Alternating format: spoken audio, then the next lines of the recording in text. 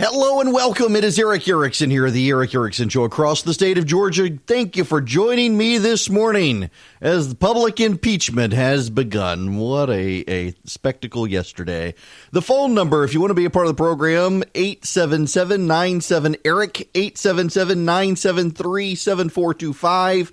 I am fueled by 4 hours of sleep and lots of caffeine. Holy moly, folks. I got home. It took me almost 3 hours to make my hour drive from Atlanta. I had to be up in Atlanta last night, back to Macon. Road construction and whatnot. Oh, my. When I-75 goes down to one lane filled with 18-wheelers, it was a long night. But I am here. I am caffeinated. I have watched the impeachment spectacle, so you do not have to. Programming note, we will have someone from the White House joining us at 10 o'clock to talk about impeachment. Congressman Jody Hice will stop by at 11 o'clock to talk about impeachment. And I will do my best to talk about other things, except out of the gate, I kind of do have to talk about it. I do. We'll get to Duval Patrick and the other news, but this is the big story of the day. I feel obligated to talk about it. I'm writing my syndicated column during commercial break because it's due at 3 o'clock today, and I got something I got to do, so it's got to be done during commercial break here. I know what I'm going to write, so I don't have any faith in the Democrats to give this a fair hearing. And in fact, Alexandria Ocasio-Cortez is being blown up by Democrats this morning for daring to say publicly the thing that is being said privately. What message, Congresswoman, will it send if Democrats don't incorporate, for example, those issues into the upcoming articles of impeachment?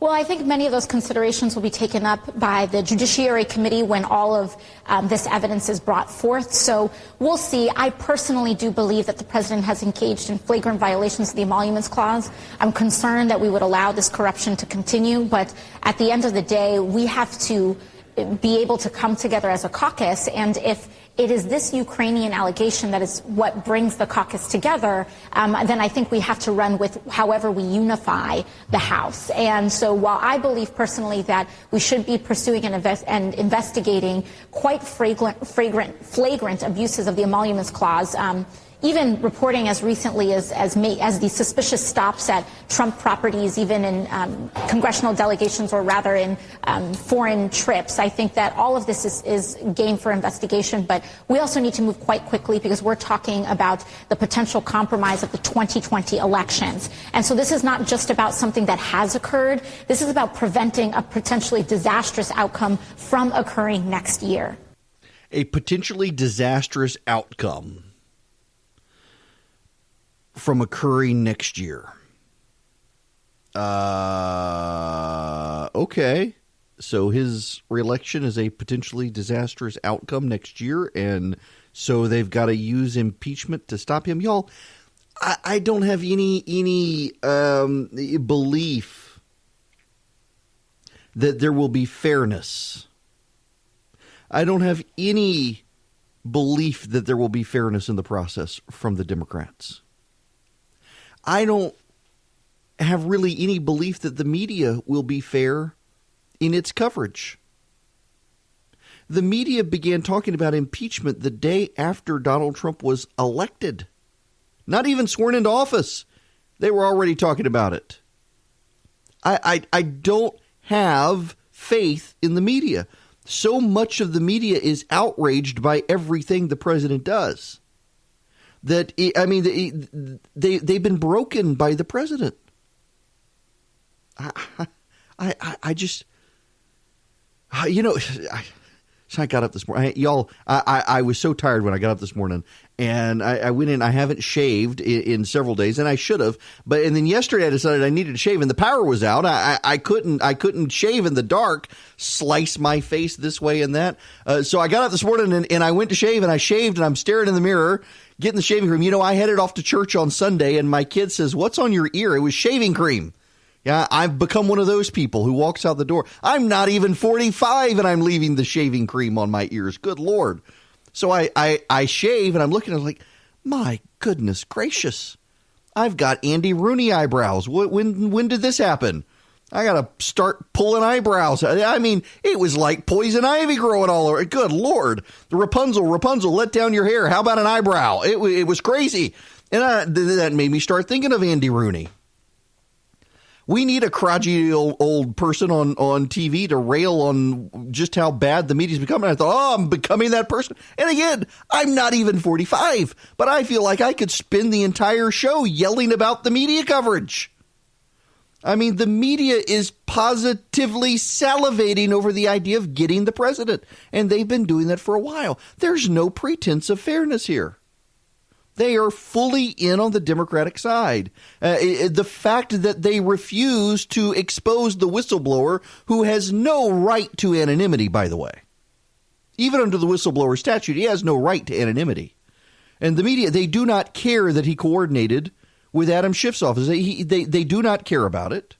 They do not care that Adam Schiff and Nancy Pelosi suddenly flipped on impeachment, but they laid the groundwork for weeks behind closed doors with the whistleblower undoubtedly saying that we're going to all hear from the whistleblower. And then when that comes out, suddenly, no, we don't need to hear from the whistleblower. I have no faith in this process at all.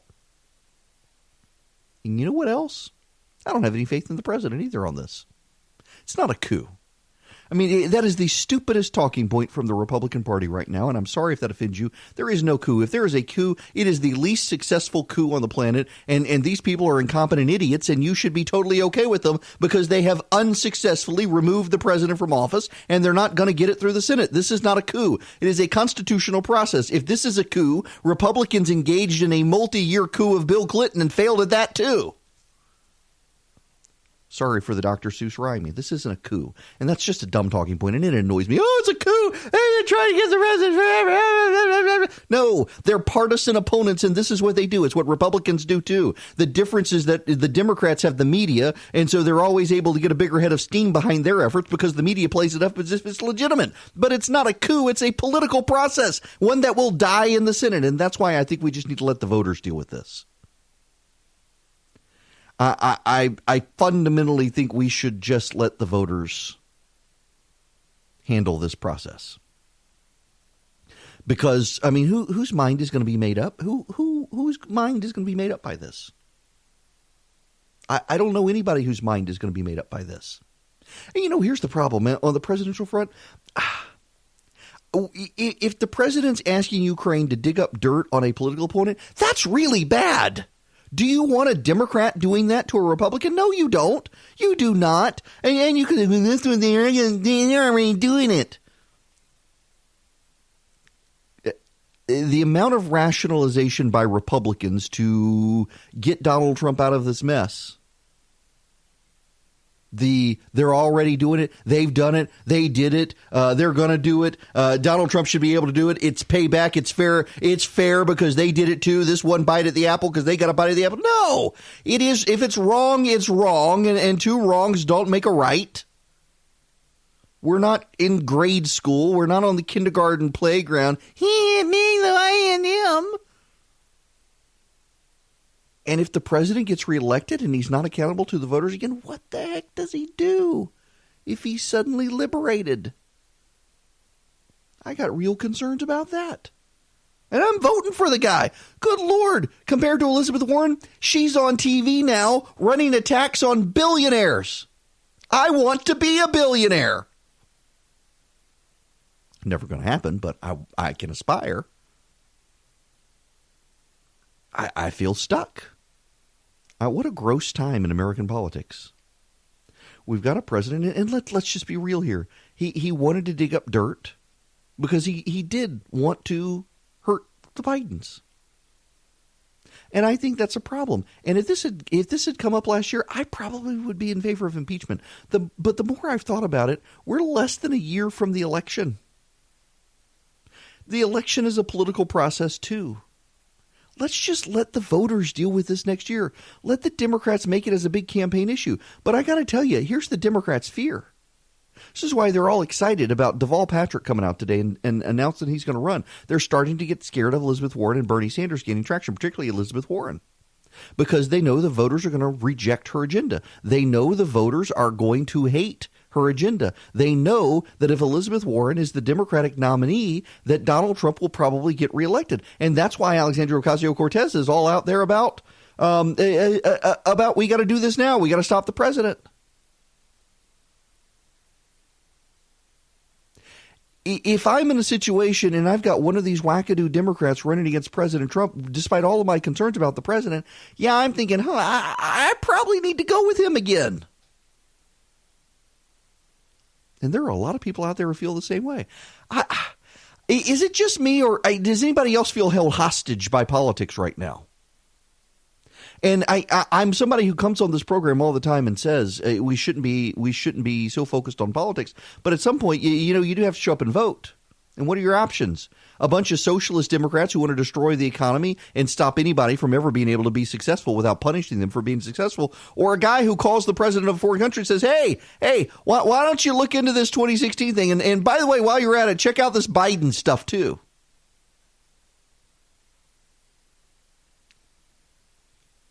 I'm not sure I trust his judgment. But I guarantee you I don't trust the Democrats' judgment. And I certainly don't trust the analysis from the media. So what do? I feel like I gotta sit here on a daily basis and say, I don't like this and I don't like that, but I do like this and I do like this, and I think this is fair and I think this is wrong. The number of people who have sent me angry emails for saying that I think the Democrats have every right to do this impeachment inquiry, I do. It's in the Constitution. I support the Constitution. They got a right to do it. Whether I think it's legitimate or not, they got a right to do it. And I don't think it's a coup. And I don't think it'll be successful. And I think the GOP is right to largely laugh at it. I mean, just let me play you real quick this audio from Schiff to put stuff in perspective. The chairman of the House Intelligence Committee. The president has instructed the State Department and other agencies to ignore congressional subpoenas for documents. He has instructed witnesses to defy subpoenas and refuse to appear. And he has suggested that those who do expose wrongdoing should be treated like traitors and spies. These actions will force Congress to consider, as it did with President Nixon, whether Trump's obstruction of the constitutional duties of Congress constitute additional grounds for impeachment. If the president can simply refuse all oversight, particularly in the context of an impeachment proceeding, the balance of power between our two branches of government will be irrevocably altered. That is not what the founders intended.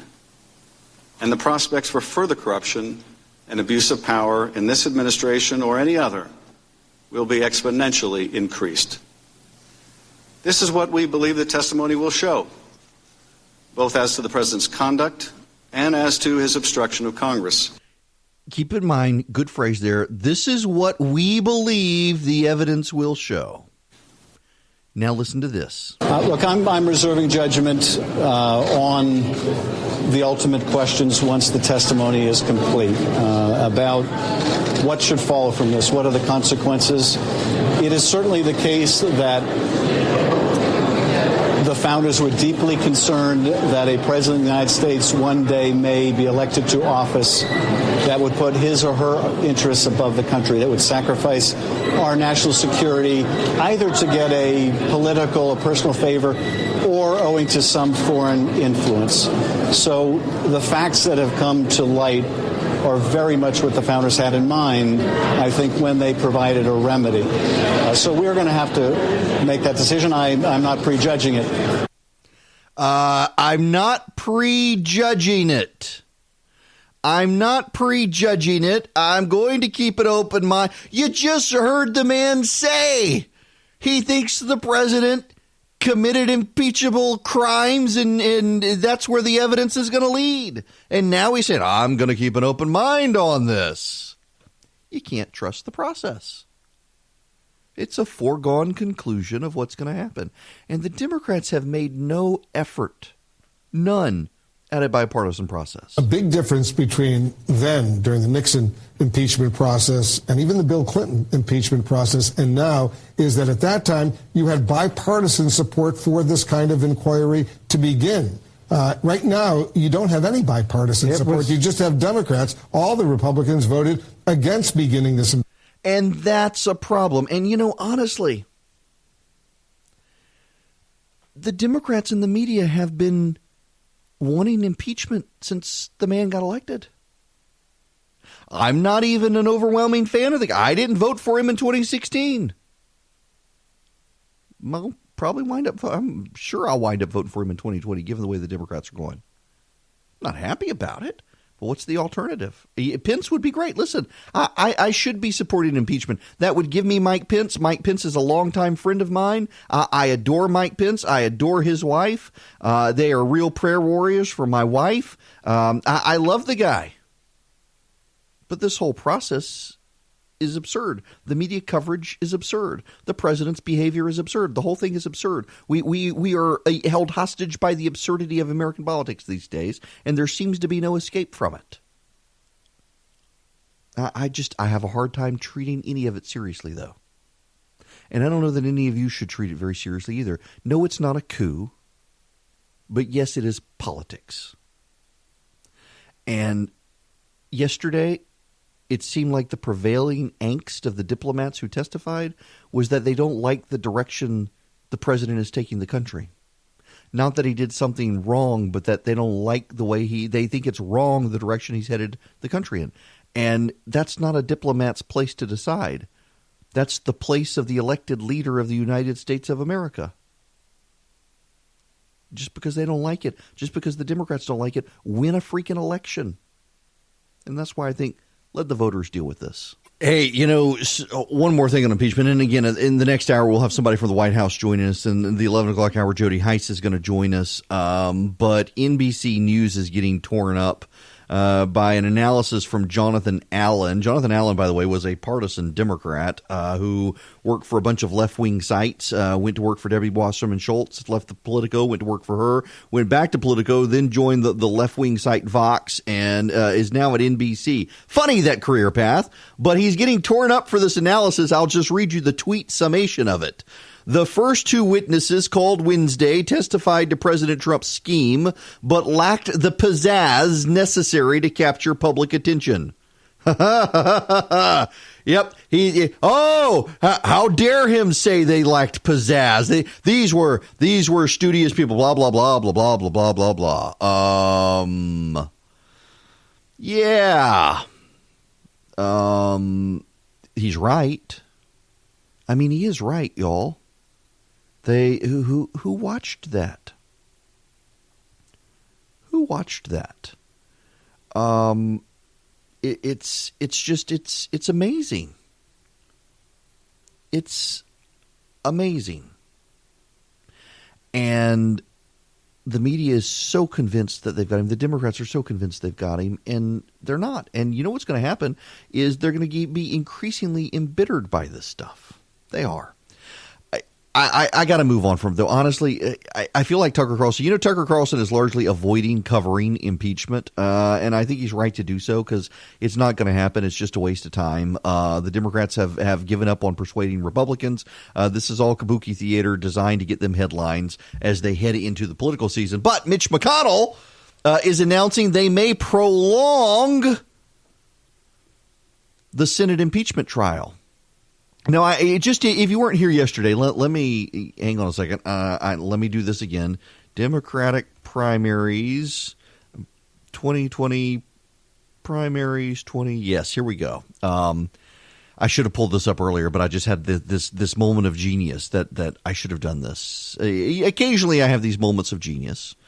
Don't get used to it. The primary calendar, February 3rd, Iowa, February 11th, New Hampshire, February 22nd, Nevada, February 29th, South Carolina. March 3rd is Super Tuesday, Alabama, Arkansas, California, Colorado, Maine, Massachusetts, Minnesota, North Carolina, Oklahoma, Tennessee, Texas, Utah, Vermont, Virginia, and American Samoa. They could keep the impeachment trial going for 8 weeks, people. 8 weeks. If you have an 8-week impeachment trial, the Senate Democrats who are running, Elizabeth Warren, Cory Booker, Amy Klobuchar, Kamala Harris, Bernie Sanders, Michael Bennet from Colorado, they will miss all of those. They will miss them all. And Mitch McConnell is now saying, yeah, we may do this. And the Democrats are like, well, it's the constitutional process and people will believe the legitimacy of the process. And no, these people will not be able to be on the campaign trail. And Duval Patrick just entered the race and the media suddenly loves him and no longer loves Elizabeth Warren or Pete Buttigieg. This isn't good for them. Anybody out there want to buy me a new computer?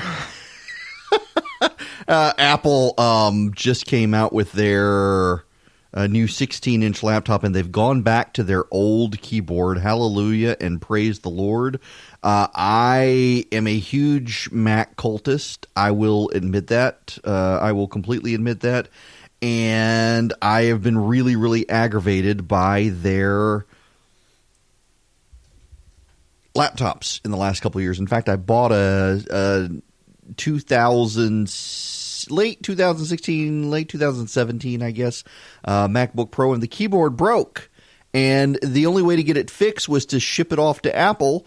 And I couldn't ship it off to Apple because I needed the computer. So I had to buy a new laptop in order to send my old laptop off. The new laptop was great until about 3 weeks ago, and the keyboard on it started breaking. And so now I finally passed off the old laptop to my oldest, my 14-year-old. She needed a computer to do schoolwork. And so I gave her the old one. By the way, the keyboard had never been fixed on it. I'm still got to do that on that one. And so now I'm on my wife's borrowed laptop, and I turn off every sound on my electronic devices. And I will just apologize profusely to all of you if you hear sound coming down the line that are computer-generated tones, because I can't figure out how to turn all the notifications off. And I'm a Mac user, so I want the new 16-inch MacBook Pro. I absolutely do. I very much want that new laptop. We will see one day. But if somebody wants to send me $5,000 because I want the fully loaded one, yeah, I'm totally happy to unburden you of that money. Okay, I am moving on from impeachment because the more I think, it just makes me mad. The whole thing makes me mad. We got to get to Duval Patrick, but I put this story off for 3 days, and now we need to get to the story. There's a new sin. We have a new sin. It's not in the Bible. It is not in your religious literature, but there is a new sin, and many of you are sinners. I am not a sinner. I have not committed this sin. I will explain to you why I have not committed this sin, and you can all laugh at me, but you are a sinner if you have ever returned something to Amazon. Did you know? In December, this is from the Los Angeles Times, no less. In December, American consumers will return more than 1 million packages to e-commerce retailers each day. It's a flood of unwanted stuff that's expected to peak on January 2nd, when UPS cheekily refers to it as National Returns Day. For UPS and other shippers, there's a reason for plenty of post-holiday cheer. For everyone else, those tens of millions of packages are a real problem. By one recent estimate, they accounted for 5 billion with the B pounds of landfilled waste in the United States alone, and an additional 15 million tons of carbon emitted into the atmosphere at a time when consumers and companies are otherwise rethinking their choices in light of climate change. E-commerce returns amount to a hidden environmental crisis. Being woke has got to be exhausting. If you send your package back to Amazon, you are participating in a hidden environmental crisis. The money-back guarantee is likely as old as retail itself, and so many storied brands built their reputations by honoring it. The benefits don't just accrue to the customers. A retailer standing by its product likely sells more, but it's bad. It's bad. The money-back guarantee is bad. Oh, these people, it is a religion. It is giving you your money back because you bought something you don't like and you send it back is bad. because it's encouraging you to participate in the environmental crisis. Oh my gosh, y'all, you can't make this stuff up. This is the Los Angeles. It's not even an opinion column at the Los Angeles Times. It's a news column at the Los Angeles Times. You can't return your package because you're a sinner. You're going to pollute the planet. Why don't you stop ordering it in the first place? Capitalism is bad. Okay, can I tell you guys a secret? This is so bad. I should not be saying this, but I bet I'm not alone. If you're a dude out there, I bet you are the same way, because I've mentioned this to friends of mine, and oh my gosh, I don't return stuff to Amazon. I know. They make it easy. At least they claim to make it easy, but it's not worth my time. And I know you're sitting there, wait, you're wasting money. You're not getting your money. No, I'm not. And I know it's crazy. I would rather have a pile of junk stacked up than have to go to the UPS store, because it is a horrible experience. And trying to get it all back in a box and get more padding, and it shakes. You can't have it shake. Let me charge you $5 more to get more padding in the box. It's such a horrible experience. God bless you if you take the time to send stuff back to Amazon. I don't. I've got extra doohickey and doodads and whatchamajiggies all over my office, because I'm just like, I'm not taking the time to go to Amazon, to a UPS store and send it back. I don't want to. I would rather just have it pile. Y'all should see my office. Jimmy Hoffa is somewhere in my office. I swear to you, this has become a pet peeve of mine. I clean up my office and I go out of town on business. And when I come home, my wife and my kids have piled everything that's come in the mail and stuff on my desk. And it just eventually piles up because I travel so much. And I'm just like, I don't know what's here anymore. I have no idea. I was looking for, I got a check in the mail the other day. It was a several $1,000 check for my syndicated column, and it was somewhere in my office, and it took me hours to find it. Hours to find. Y'all, I am ashamed of I'm like a hoarder in my office. I am a clean person who throws stuff away, except in my office. Stuff just piles up. Because I'm gone, people throw stuff in my office. It's like, oh, what is this? I don't know. Must be Dad's. Put it in the office. And on top of that, I got all the stuff from Amazon that I'm just not going to return. And you see, now that makes me more virtuous than you. If you send the Amazon stuff back, I am a more virtuous person than you are, because I'm not contributing to the environmental crisis by sending the junk back. Oh my gosh. Y'all, listen. There's a larger level commentary on this. There actually is. In the woke religion, they're still trying to figure out their orthodoxies. They're still trying to figure out their doctrines. There's no doctrine of grace, but they got other doctrines they're trying to figure out. And it's just crazy. And if you don't go along with the agenda, you get silenced. You get punished. You get blackballed. You get bullied. You get back. It's like the impeachment. Yeah, I know. I'm going back to the impeachment stuff. God help me.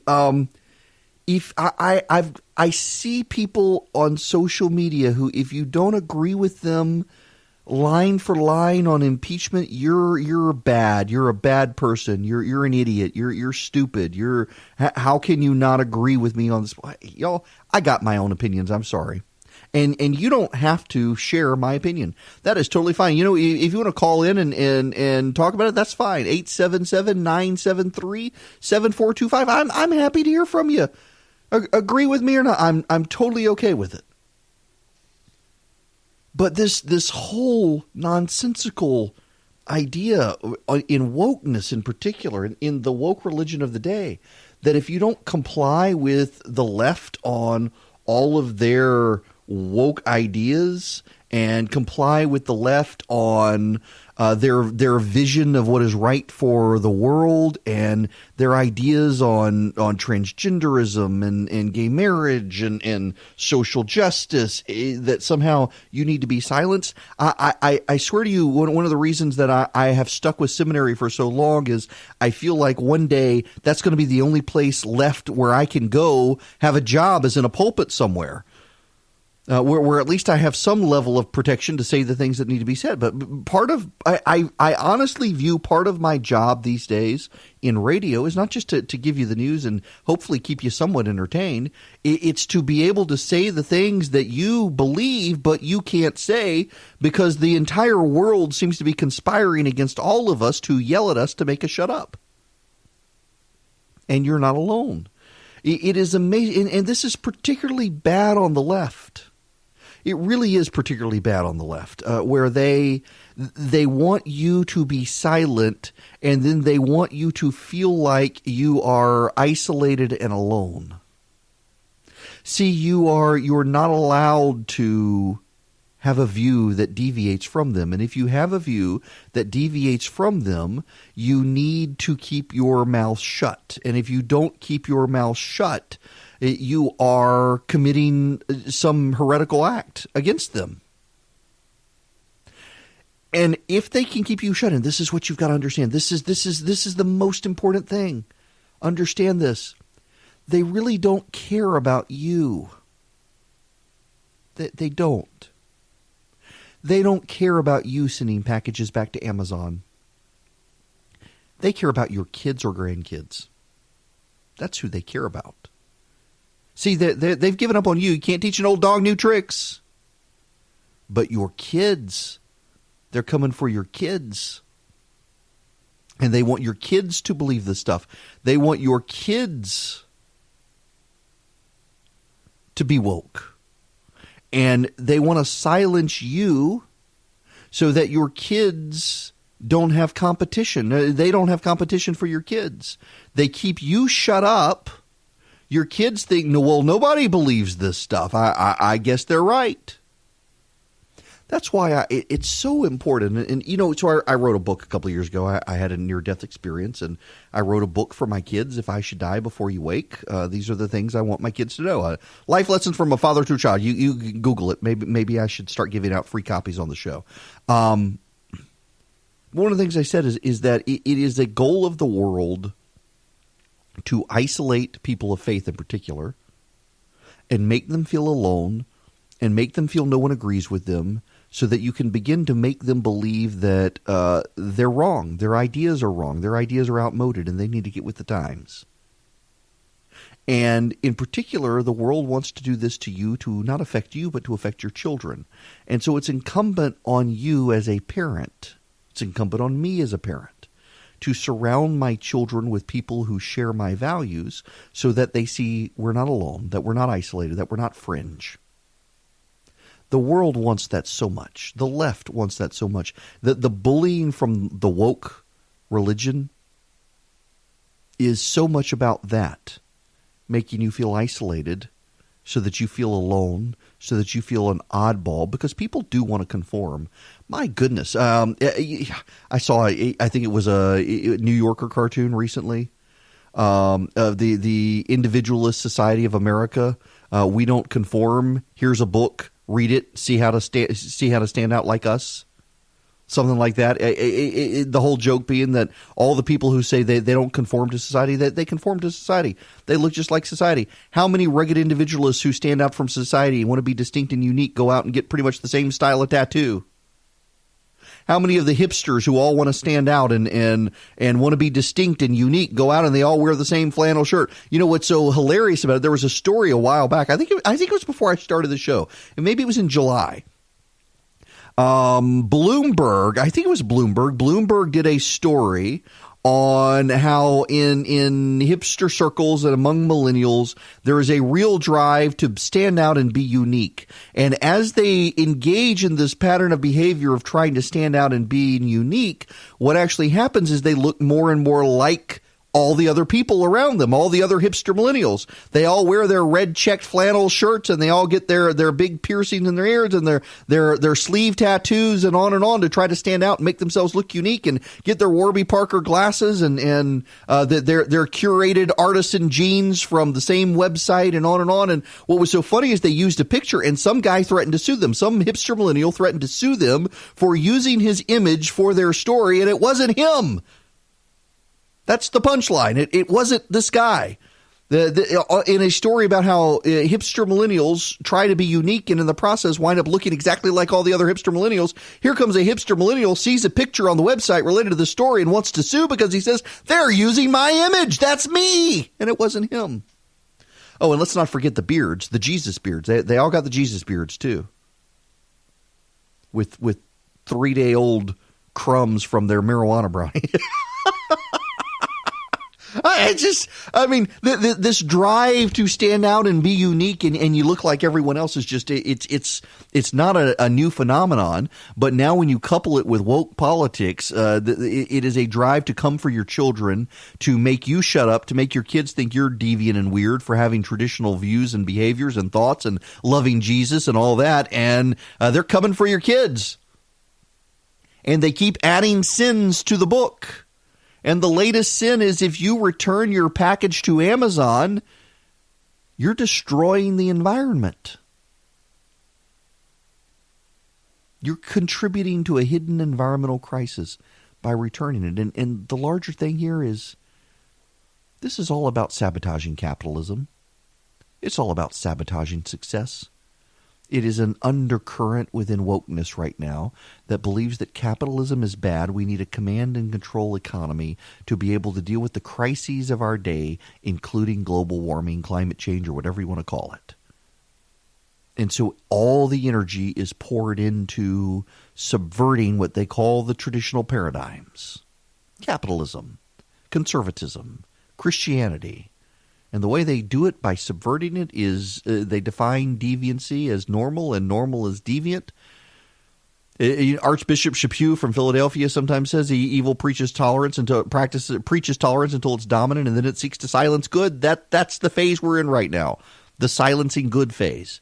And one of the goods is, in our society, we have this genius thing called an internet, where you buy something from Amazon, it shows up the next day. You never have to interact with another human being. You just do it all over the computer. It shows up. You decide, that doesn't fit. Let me send it back and get the next size up. And you do, and you're a sinner for doing it because you're not woke. Special Assistant to the President, Deputy White House Press Secretary Steve Groves is going to be joining me at 10 o'clock to talk about impeachment. I recorded an interview with Jody Hice late yesterday. I will play that for you at 11 o'clock. Right now, Disney had over 10 million people sign up the first day for Disney Plus, but the Washington Post tells us that Disney's much-anticipated streaming service has tacked warnings onto the beginnings of some movies, indicating they might include racist or otherwise offensive elements, a move that experts say begins to address the problem, but fails to go far enough. The message that airs before classic films, including Dumbo and Peter Pan, says the movie is shown as it originally was made and may contain outdated cultural depictions. Dun, dun, dun. Oh, good Lord. Michael Barron, a senior partner at the Illinois, of course it's Illinois, diversity and inclusion consulting firm Inquest Consulting, says it really feels like a first step. I think that they could do so much more forcefully in not only what they're saying, been warning, but also in what they're doing.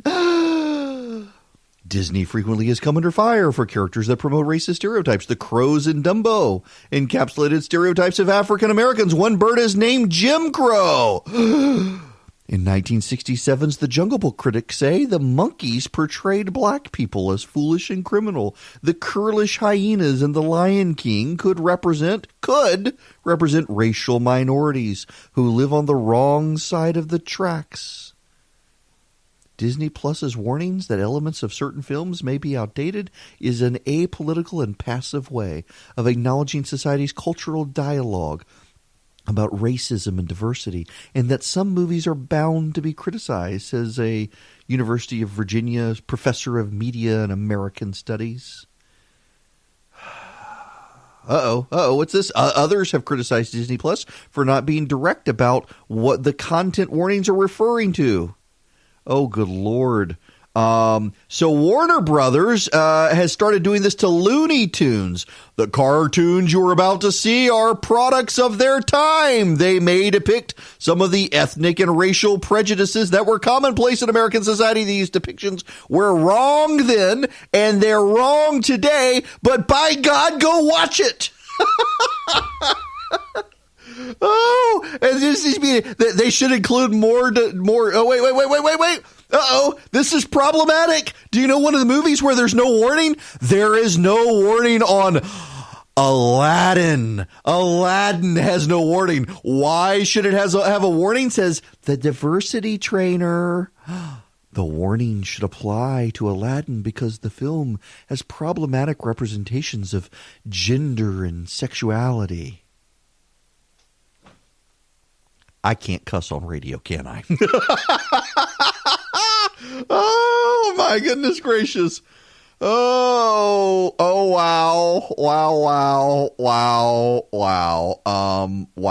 Yes. Yep. The King of the Jungle number. I like the King of the Jungle number with King Louie in the Jungle Book. It's racist now. You're not allowed to like it because it's racist. Oh, good gracious. Oh, wow. Okay. This is apparently they fixed Lady and the Tramp too. They have a live action version. The Siamese cats, they're no longer Siamese because that would be an Asian stereotype. Good Lord, people.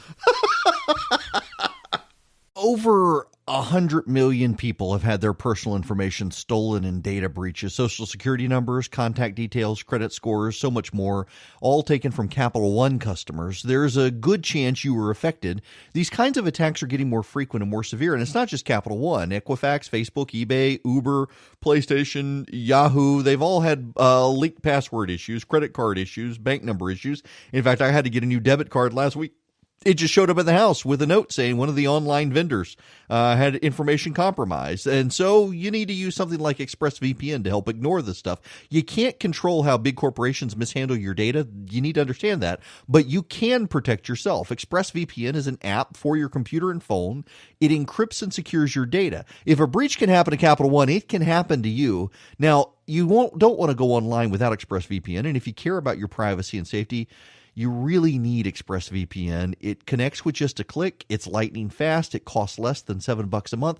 And it's the #1 VPN provider by TechRadar, CNET, The Verge, countless others. Use my special link, expressvpn.com/Eric right now. Arm yourself with an extra 3 months of ExpressVPN for free. Support the show. Protect yourself. Get ExpressVPN. That's expressvpn.com/Eric for an extra 3 months.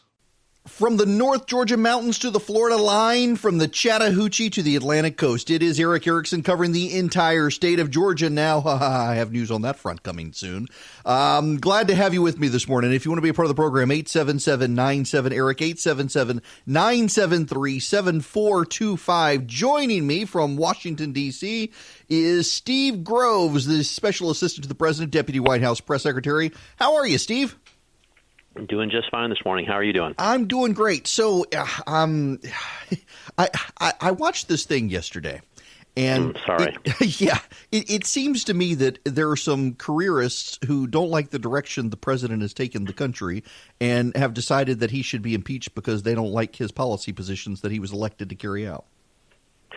Well, there's definitely this undertone that the witnesses yesterday, and I think witnesses that to come in this impeachment sham that Schiff is running, that believe that somehow U.S. foreign policy is some abstract concept for which they are the deciders, and that the interagency process is something that decides what our policy should be, and if the president decides otherwise, then those efforts are to be hindered or blocked or submarined. What hasn't gotten through to a lot of folks, and not just at the State Department but all around government, is that the when it comes to foreign policy, when it comes to defense, the Constitution vests those decisions and those policy choices with one person, and that's the person who is elected to be president. So I expect that theme to continue in future hearings, but it's relevant here because so much of this boils down to folks having a policy dispute with the president and then thinking that because they have this dispute with him, they're going to oppose what he was attempting to do.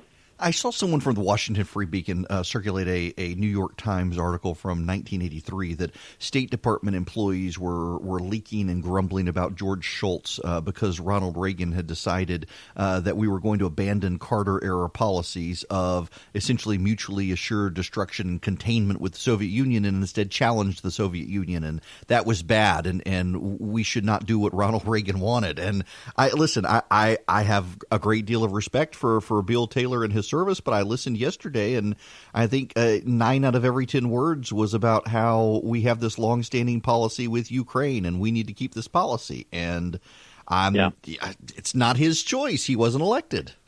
Yeah, we all respect the service of both of those men. They sound to me like they've dedicated their lives to public service in the military and elsewhere.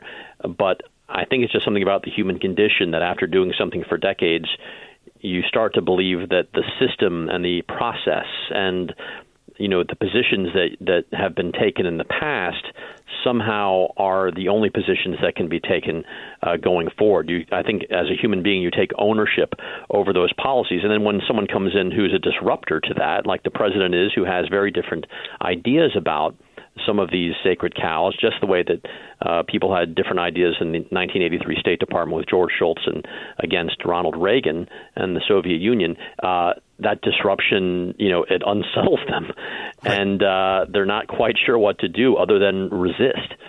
And as I said, I think this theme will continue to play out with people like Colonel Vindman and other witnesses who Chairman Schiff will be calling up to testify. We're at this Colonel Nicholson moment from the bridge over the River Kwai where he suddenly realizes, oh my gosh, I've been pursuing this policy for so long, and now maybe I need to blow up the damn bridge. Yeah, and it's too late, and he gets shot. Yes, I can't remember if he makes it to the plunger or I think his dying moment was over the plunger. The last scene, it's one of my favorite movies, but it dawned on me that's what this strikes me as is we've been pursuing this policy forever. We must continue to pursue this policy and prove that we are this image. And here comes a guy who wants to go in a different direction. The voters have said he's the guy. We want to go in his direction, and it's only dawning on them now. I won't pursue the narrative too far, but let me ask you this: the White House view on this. I'm reading various articles out there today that part of part of the positioning of the White House is that this is just a distraction, and I do think it's very notable that the president is really out there. He's being visible. He's being shown to be president and on the campaign trail, while the Democrats are totally distracted by this stuff. Yeah, the distraction is happening up on the Hill, particularly in the House. Where they're not looking at drug prices or the USMCA trade agreement or things that, your average American, cares a lot more about, pocketbook issues. Your average American was not sitting home yesterday watching this rather boring hearing unfold for hours and hours upon end. So it's not distracting the president. I mean, he spent most of the day with a key international player out there in Turkey with Mr. Erdogan, obviously lots of issues to deal with Turkey and Syria and Russia.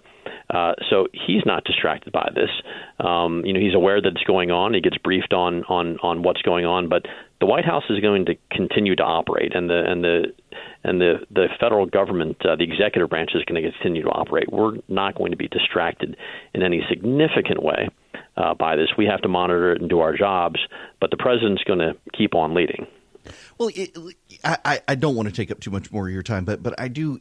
I talked to Congressman Hice from Georgia yesterday about this, and I've got this philosophical concern about the impeachment process that we are in a situation where we know now there was a whistleblower. The whistleblower did talk with the Adam Schiff's office beforehand.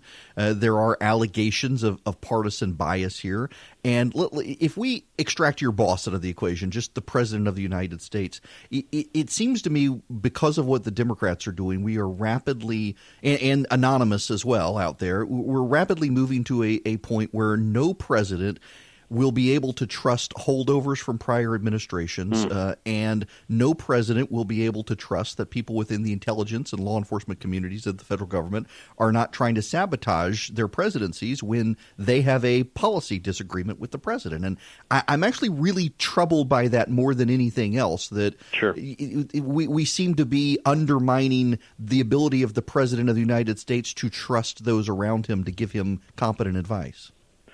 Yeah, I struggle with that as well. It's very concerning. It's been a problem with this administration, but I would tweak your concern only to say that it is incoming Republican or conservative presidents who have that to be concerned with. I think I saw something where there, like, something 95% of the State Department surveyed who voted were Hillary Clinton voters.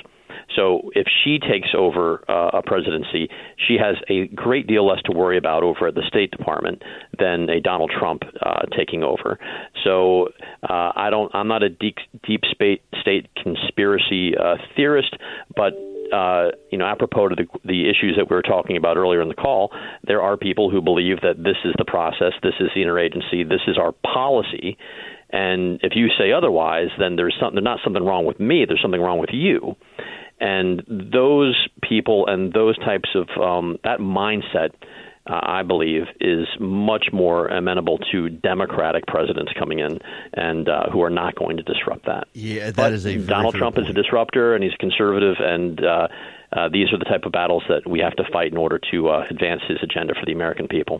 Well, keep on what you're doing. You're certainly, I mean, heck, we've just passed the anniversary of moving the embassy in Israel, something every president said they would do. And, oh, my gosh, it would be a disaster if we actually did it. And looks like we've done it, and what they said would happen hadn't.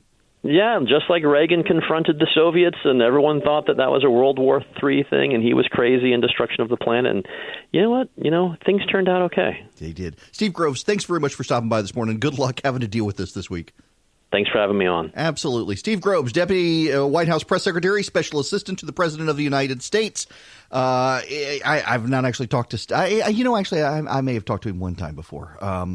There is this interesting dichotomy. The president yesterday met with Erdogan at the White House, and in so doing, held a press conference. They talked policy. They had their meetings, and life went on. It is this weird dichotomy, and I don't know that the founders, when they conjured up impeachment, really played it out in their head of what would this actually look like. But you've got this situation where the president of the United States continues to be president, continues to serve, hits the campaign trail, does all of these things, and continues on. Now, as to the people yesterday, let me play this clip from Bill Taylor, ambassador to I got to stop saying the Ukraine. It was the Ukraine my entire life growing up until like 10 years ago.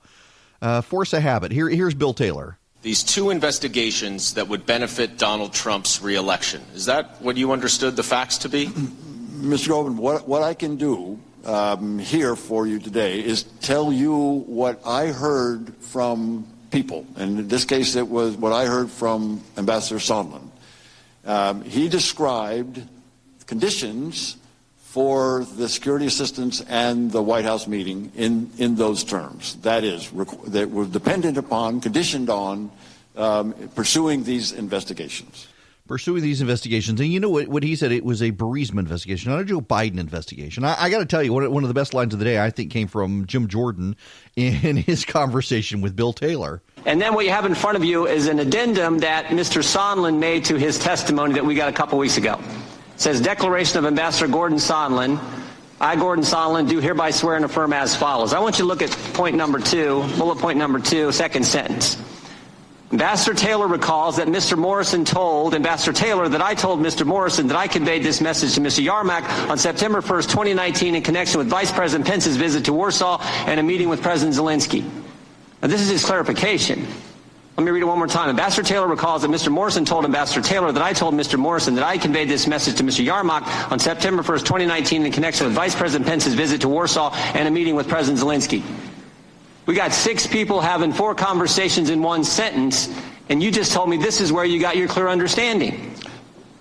Which, I mean, even though you had 3 opportunities with President Zelensky for him to tell you, you know what, we're going to do these investigations to get the aid. He didn't tell you 3 different times. He never makes an announcement, never tweets about it, never does a CNN interview.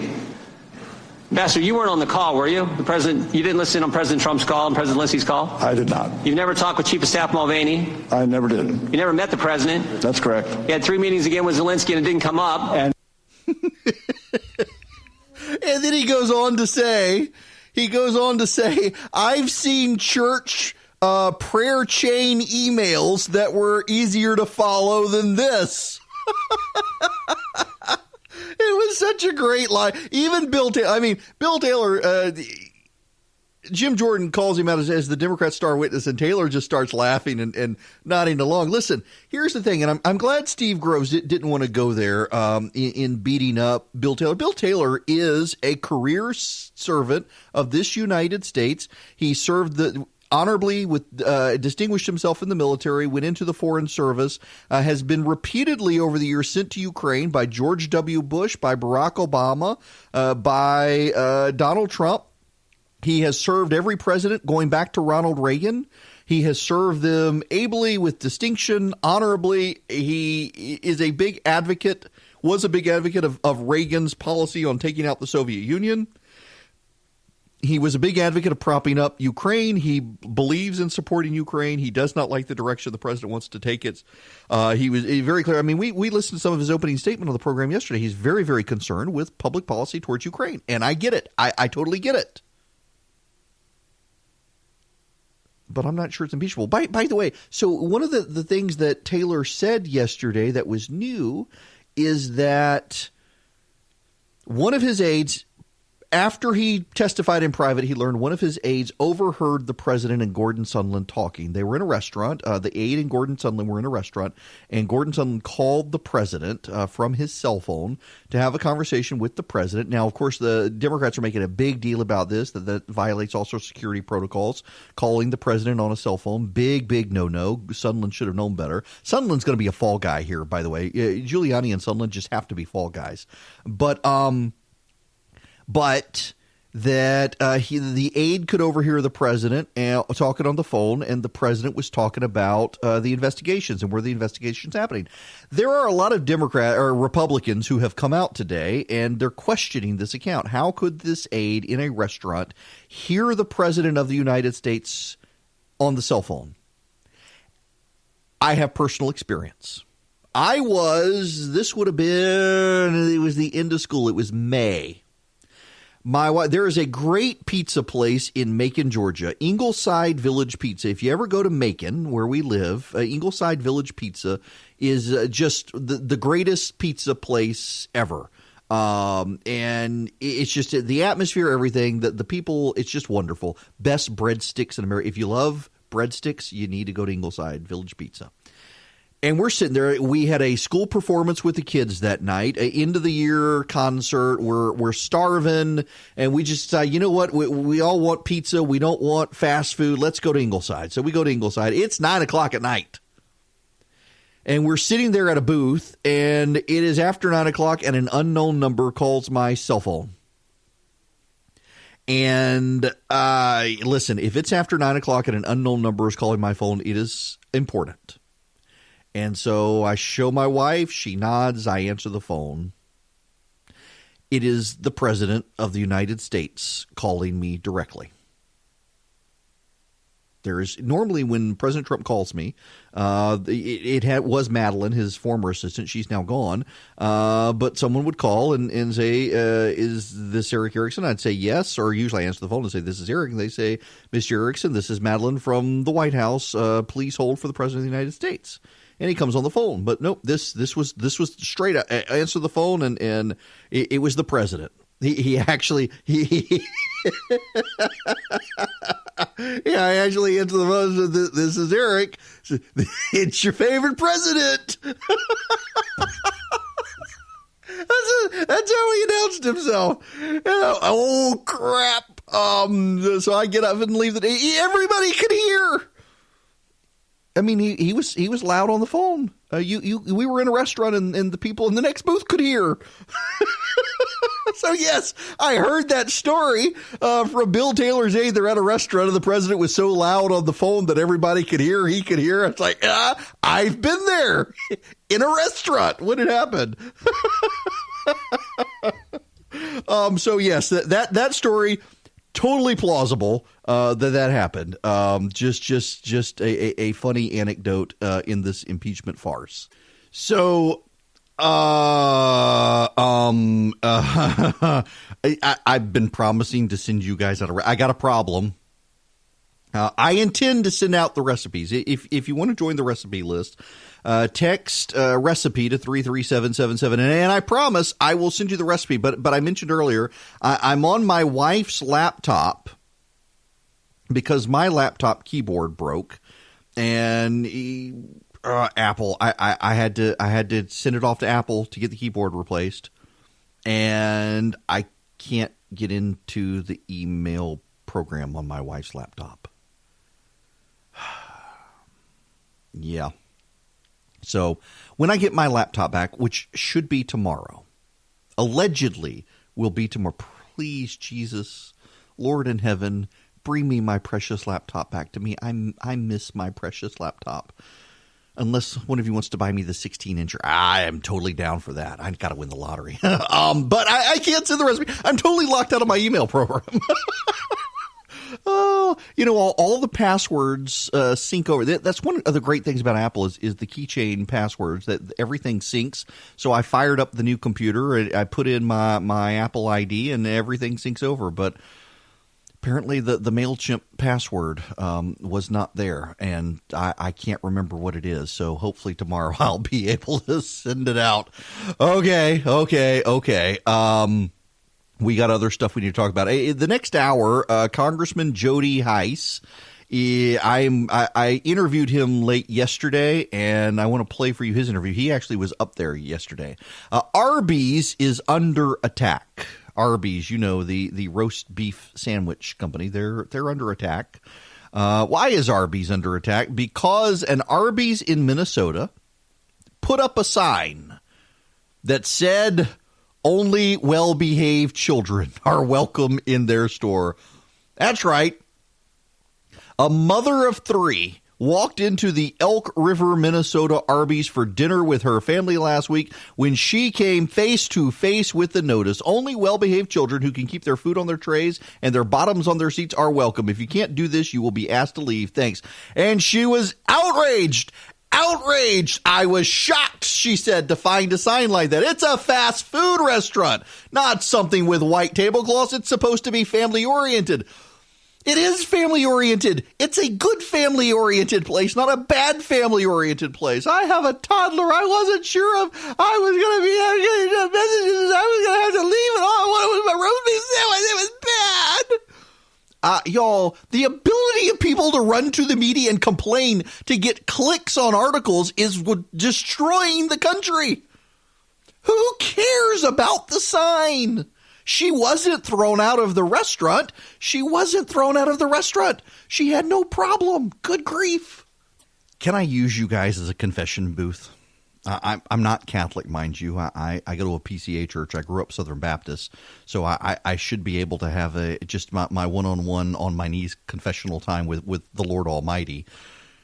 But I don't know that I want to talk to him about it. Y'all, if you heard someone in the wind today blowing through the North Georgia mountains, or you felt it on a breeze coming off the ocean, or you maybe in the gentle rapids of the southern Chattahoochee, you heard something that sounded like a profanity-laced tirade at the top of someone's lungs with words that you only use when Satan has possessed your body and an old priest and a young priest are trying to cast the demons out of you. Y'all, the power went out yesterday. It was out for several hours, and it reset our coffee pot. And that, we're on delay. If you hear dead air, it's because I've got started up again. I had 4 hours of sleep last night. I was stuck on the road on the way home.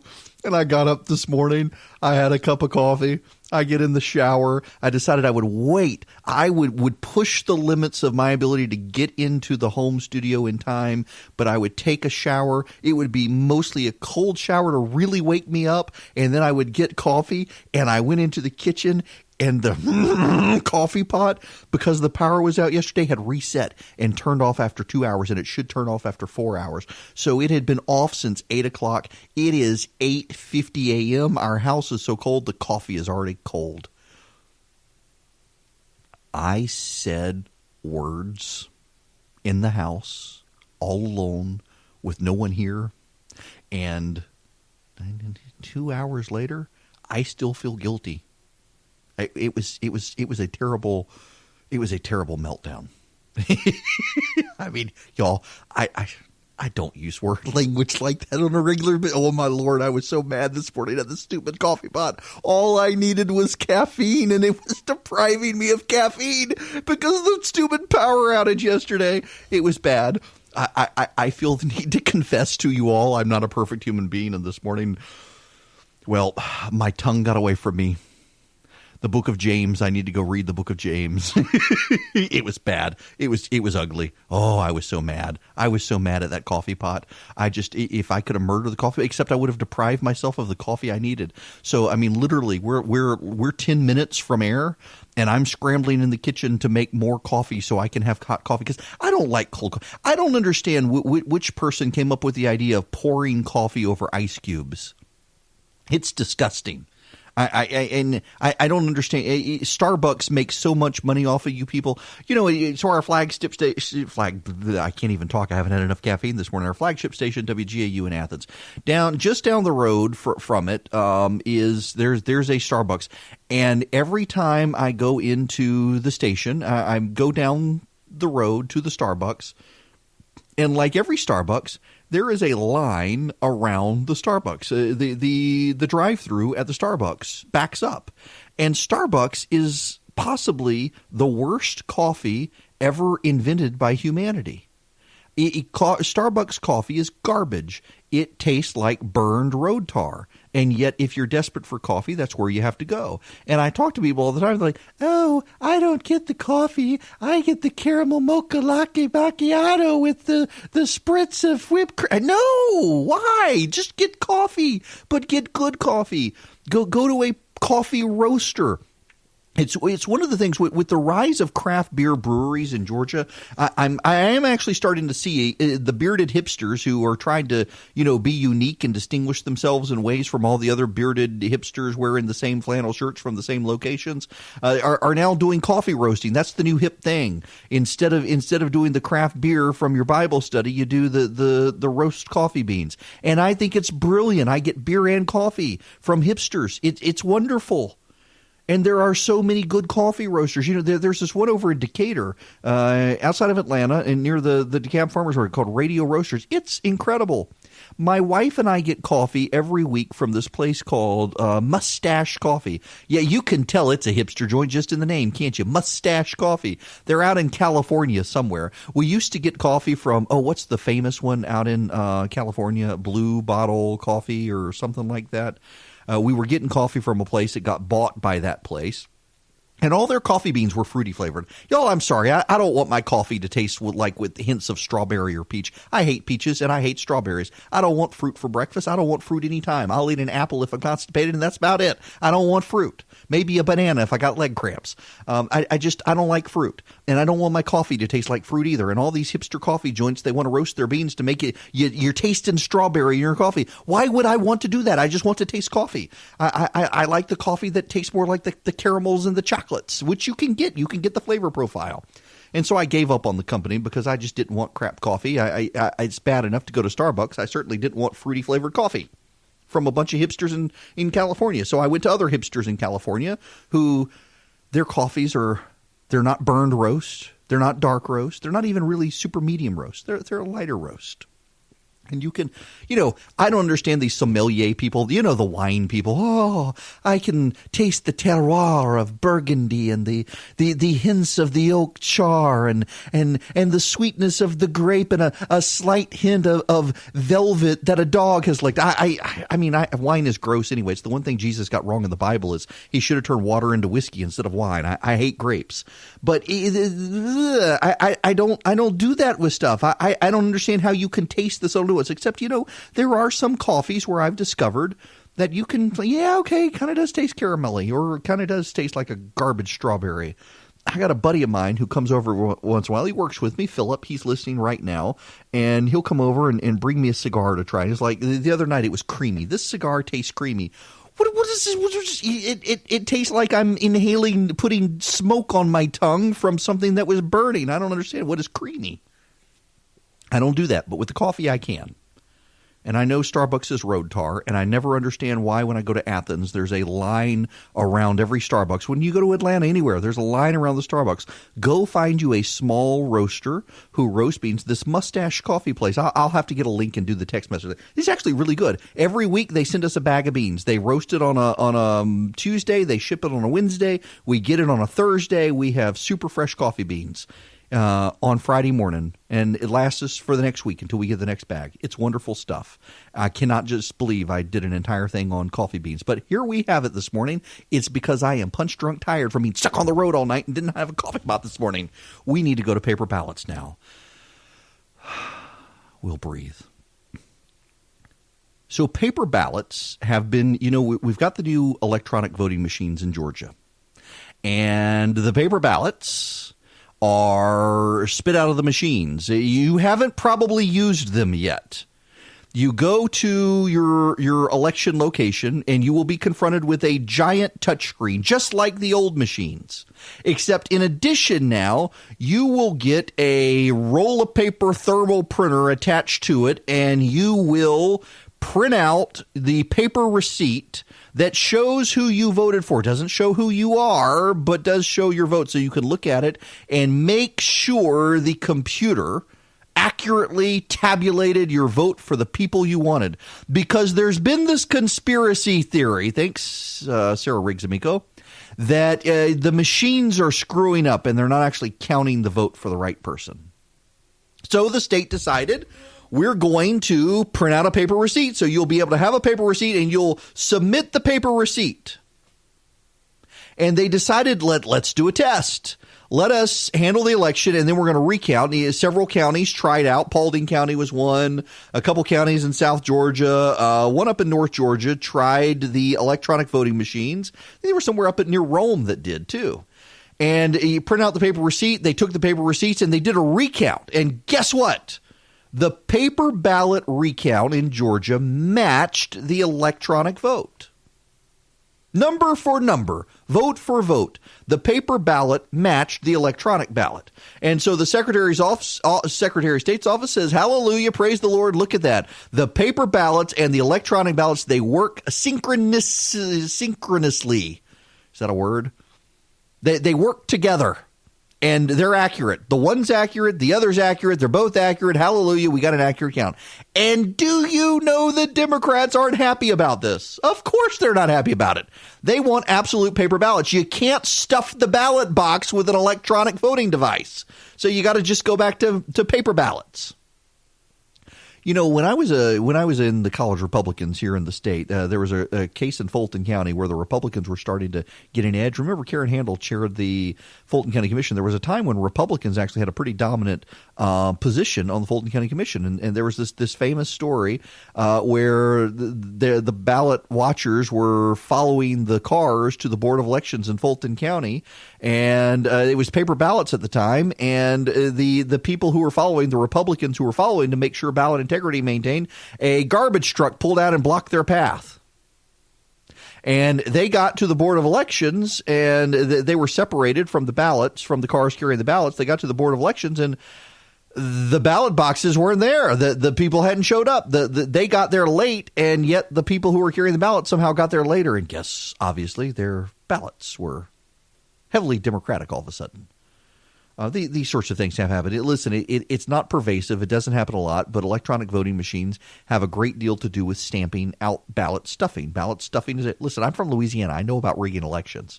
And the electronic ballots work, and it makes it easier unless you're in one of those godforsaken metro Atlanta counties that for some reason can't connect computers together and figure out how to get the tally off. I don't know why it takes so long. It should not take so long. I still feel like Fulton County is just in a 200-year habit of waiting to see how everyone else's vote comes in so the Board of Elections can try to rig it, and now they can't with the electronic machines, and the Democrats are like, oh, we got to go back to paper ballots. So the compromise was we'll have the electronic voting machine.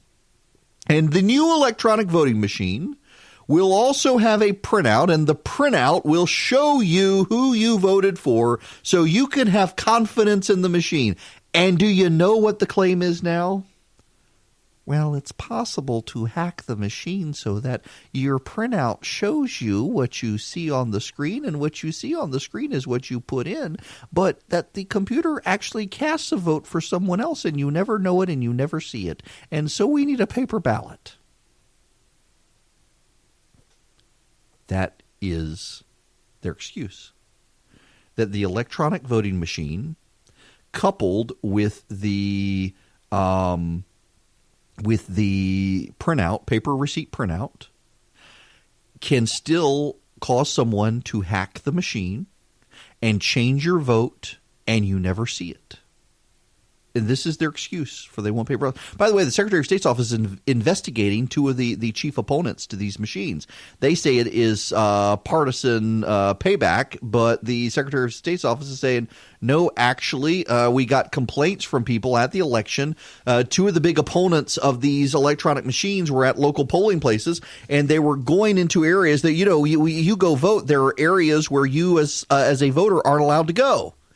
And these poll watchers were trying to go there and were causing problems. And so there's an investigation. The Secretary of State's office says they wouldn't be doing it, except they got complaints from people, from the poll workers, that the watchers were causing problems at the place. They said typically what happens is they investigate.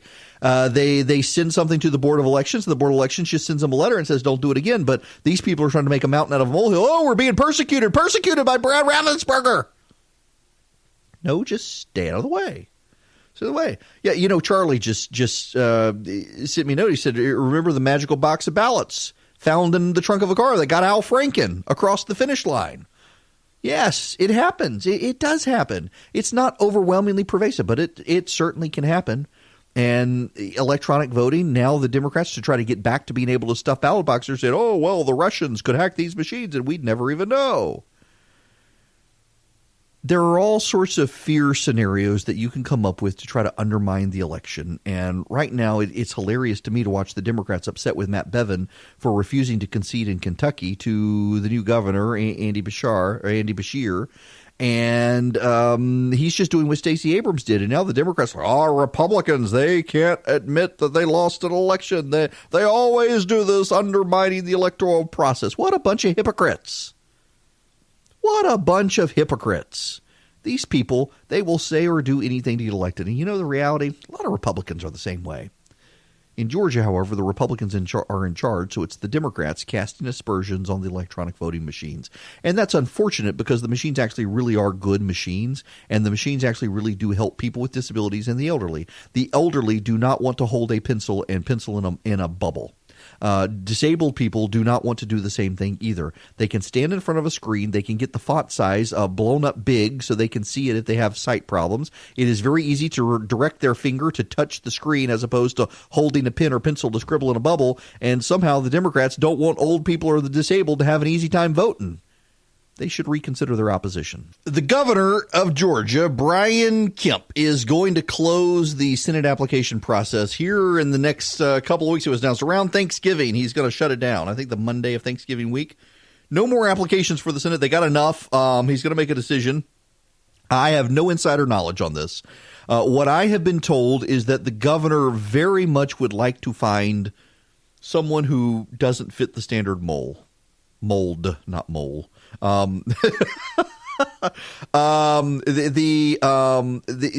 would like to find someone who kind of doesn't fit the pattern of people you would think that the governor would appoint, given what people think about the governor. So how does this work? If you look at Kemp's appointments to the judiciary and other appointments, he's actually made a very, very good bunch of diverse picks, and he's gone for qualified people, not ideological warriors, and that's actually angered some of the GOP, but I think he's done the right thing. For example, in Gwinnett County, he's picked Asian and Hispanic judges. He's picked an openly lesbian person in DeKalb County. She fits the local community. In Cobb County and DeKalb County, he's picked black women to be prosecutors in vacant positions. He's done a very good job of making very diverse picks, and that's why even the crummy AJC poll, and I got to spend a little more time on just how bad the AJC poll is. I've gone into there after Jody Hice. I will do that because now the AJC is out. Oh, majority of voters in Georgia, they want climate change public policy. Well, yeah, because you oversampled academic elitists in the state. Nonetheless. So the governor wants to go big or go home, which suggests to me Doug Collins may not be the pick. I suspect a lot of people in the White House would love to have Doug Collins, but there's a thinking among a lot of people who are familiar with the governor's thinking that he thinks very highly of Doug Collins, but he also thinks that we need to be expanding the base in Georgia. And the polling from the AJC, no matter how bad it is, shows that there are clear trend lines in the state of the governor making good inroads with the black community, the Hispanic community. And there are plenty of good Hispanic conservatives out there who support the president's agenda, even on immigration. And we have the opportunity to expand that base. That the governor, by bringing a diverse pick who is fundamentally conservative, expands the conservative playing field and gives us padding around the edges to make the state more Republican. And I think there's merit to it. Listen, I'm partial. You should know. I'm biased. A friend of mine put his hat in the ring. Jason Enavitarte. He is on the Paulding County Board of Education, and very active in the Hispanic community, very active with the Hispanic Chamber of Commerce, very solidly a Republican, a very good guy, principally pro-life, principally conservative, principally in favor of free markets. And I think a pick like that, whether it's him or someone else, I think shakes the dynamics up and makes it more difficult for the Democrats. The Democrats are waiting for the governor to pick someone so that they can go out and pick someone and try to have a one-on-one race.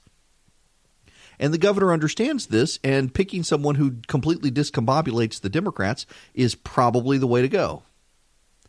And that would be a good thing. Shake up the race. But we'll see.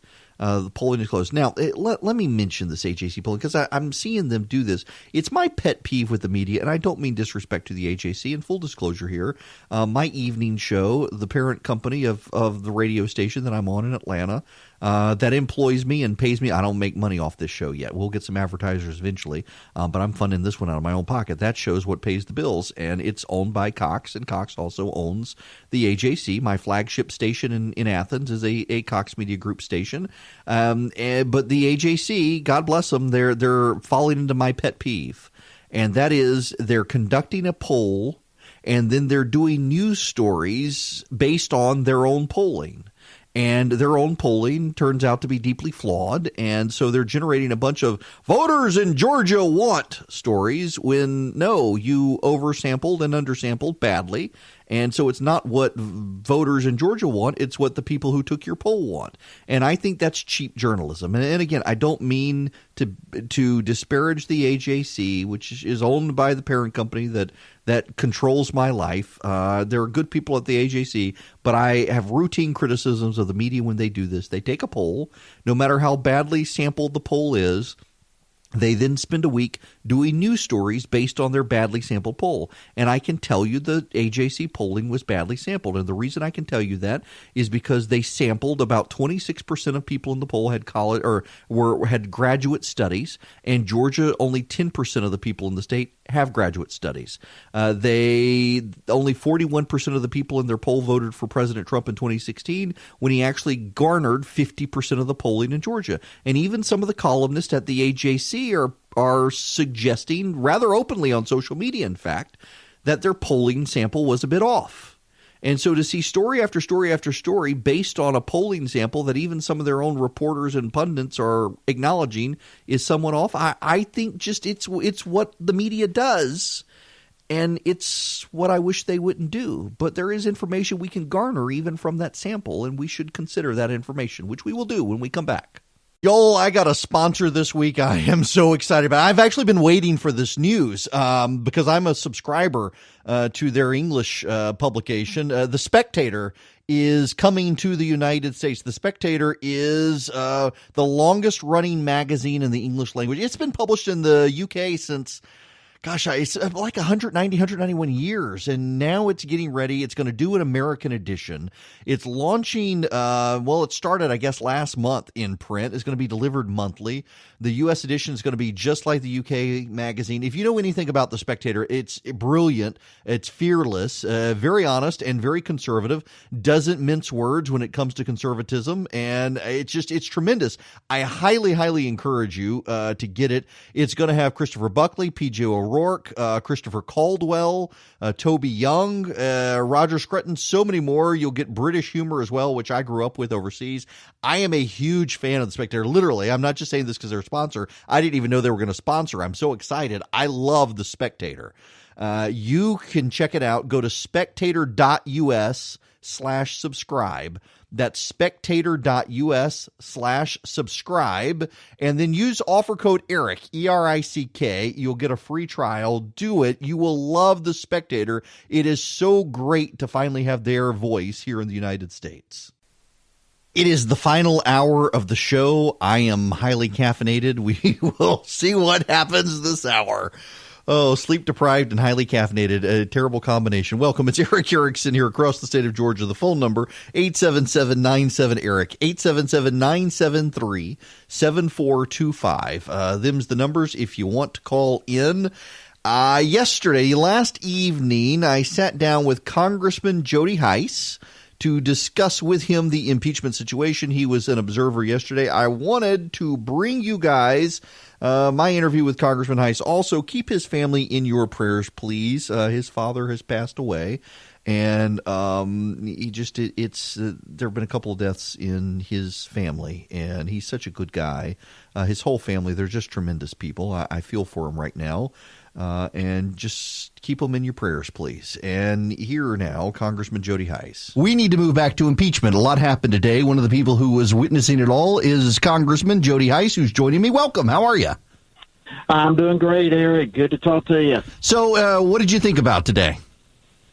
Listen, it's basically just a whole lot more of the same old, same old. I mean, we've been watching for 2 months now, Adam Schiff really bringing in what appeared to be an audition of witnesses who are going to be folks that he thought could be effective in testifying against the president, and he brought his star witnesses out today, and I don't believe they moved the needle at all. I mean, I want to ask you about that. Third, fourth-hand information. It seems like the Democrats have to persuade not just voters, but Republicans, and they haven't done that. And I listened to Taylor's testimony today, and I do have concerns about what the president did, but Taylor's big complaint seemed to be that the president was shifting public policy in a way that he didn't like.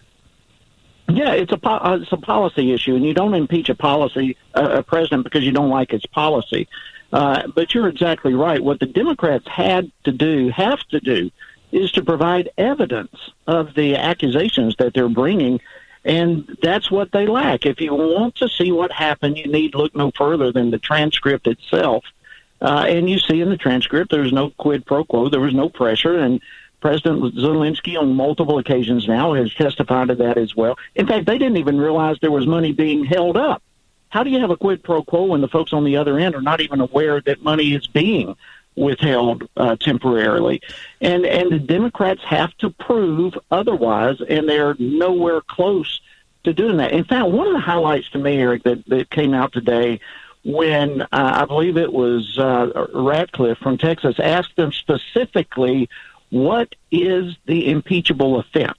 Mm-hmm. And neither one of them could answer. I mean, it's just stone silence. Right. Well, I'm struck by this situation still with Adam Schiff and the whistleblower, where he said today that he didn't know who the whistleblower is, and yet he's admitted the whistleblower coordinated with his office. Yeah, there's no question. He knows who the whistleblower is. And, yeah, that's another huge problem. I mean, if we really want to get to the truth of this, which the American people deserve, then we need to hear from the whistleblower. Remember, it was Adam Schiff and Nancy Pelosi who were the ones out front. They were the only two out in front of every camera, every radio, everything, saying, we're going to hear from the whistleblower, and this thing's just going to take off. Until we discover that Adam Schiff and his staff are coordinating with the whistleblower in all of this, and now they won't dare bring the whistleblower forward. And it's not because Adam Schiff is interested in protecting the whistleblower.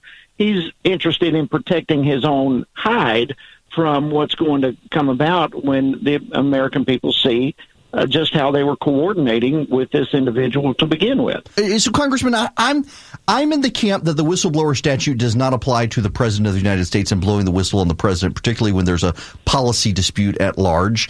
I have a philosophical concern, given that the whistleblower is from the intelligence community, that I don't think members of the intelligence community should be trying to end a presidency through a whisper campaign or behind closed doors. That if they're gonna go after the king, do it publicly, because the president needs to be able to trust the people who give him advice. And I think we've seen systematically between Anonymous and his op-ed and now his book and this situation that if the president's doing things in foreign policy people don't like, and he's going through Rudy Giuliani instead of the standard process, well, he's got a reason to do it, because it's very clear there are Obama holdovers who are still out to get him. Absolutely. That's a great point. And I'll tell you where I think it's important for us to even take that point one step further, and that is to understand that the whistleblower protections that are law now are about protecting the whistleblower from being fired. They protect the whistleblower from experiencing retaliation. There is nothing that protects a whistleblower from anonymity, from testifying, particularly, as you say, when they come forward with an accusation against the president for the purpose of impeachment. And we know this whistleblower has biasness against the president to begin with. So it's important that we understand that whistleblower protections do not provide anonymity. They just protect a whistleblower from being fired or experiencing retaliation. I don't want to beat a dead horse with you here, because I did an entire show almost on this point yesterday, that I have a philosophical problem for the long term with the presidency when career civil servants use their position to try to undermine a presidency. And let's remove President Trump out of this equation. Let's worst case scenario for the country. You have an Elizabeth Warren as president. I have a real problem fundamentally with a bureaucrat, particularly in intelligence or federal law enforcement, leaking information to a Republican chairman of a committee to try to help build a case to oust that president, because the president's got to be able to trust these people and can't if he thinks that behind him someone is going to try to undermine everything he does. Yeah, exactly. And in fact, that's a large argument among many up here, Eric, that they argue the same thing, that there is no protection of any kind for a whistleblower in the intel community. There's no standing even for a whistleblower or an individual in the intel community to make an accusation against the president for the very reasons that you bring forth.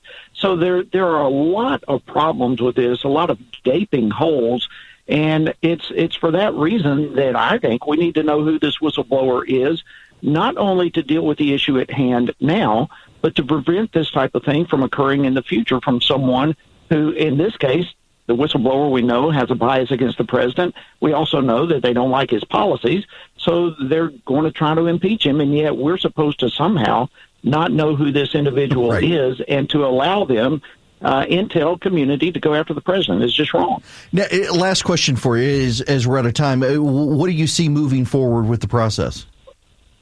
Well, we're going to have some more hearings. We've got some scheduled for Friday, as I understand right now. We also have next week is going to be filled with them again.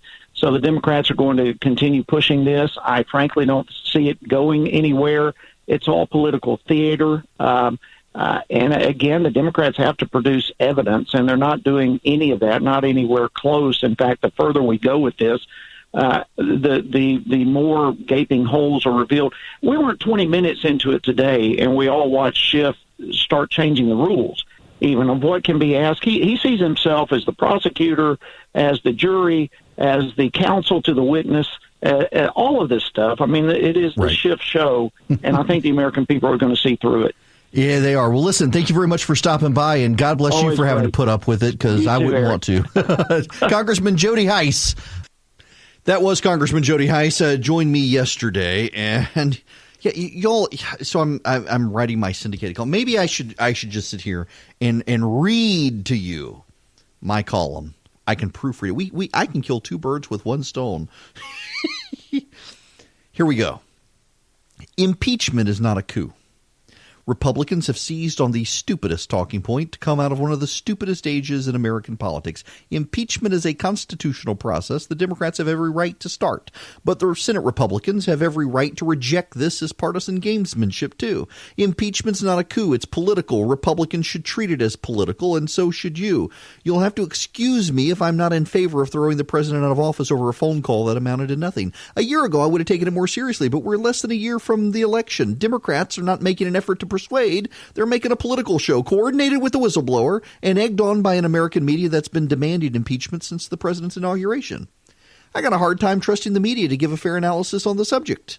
As a nation, we've collectively watched respected journalists lose their mind over the past 3 years because Donald Trump broke them.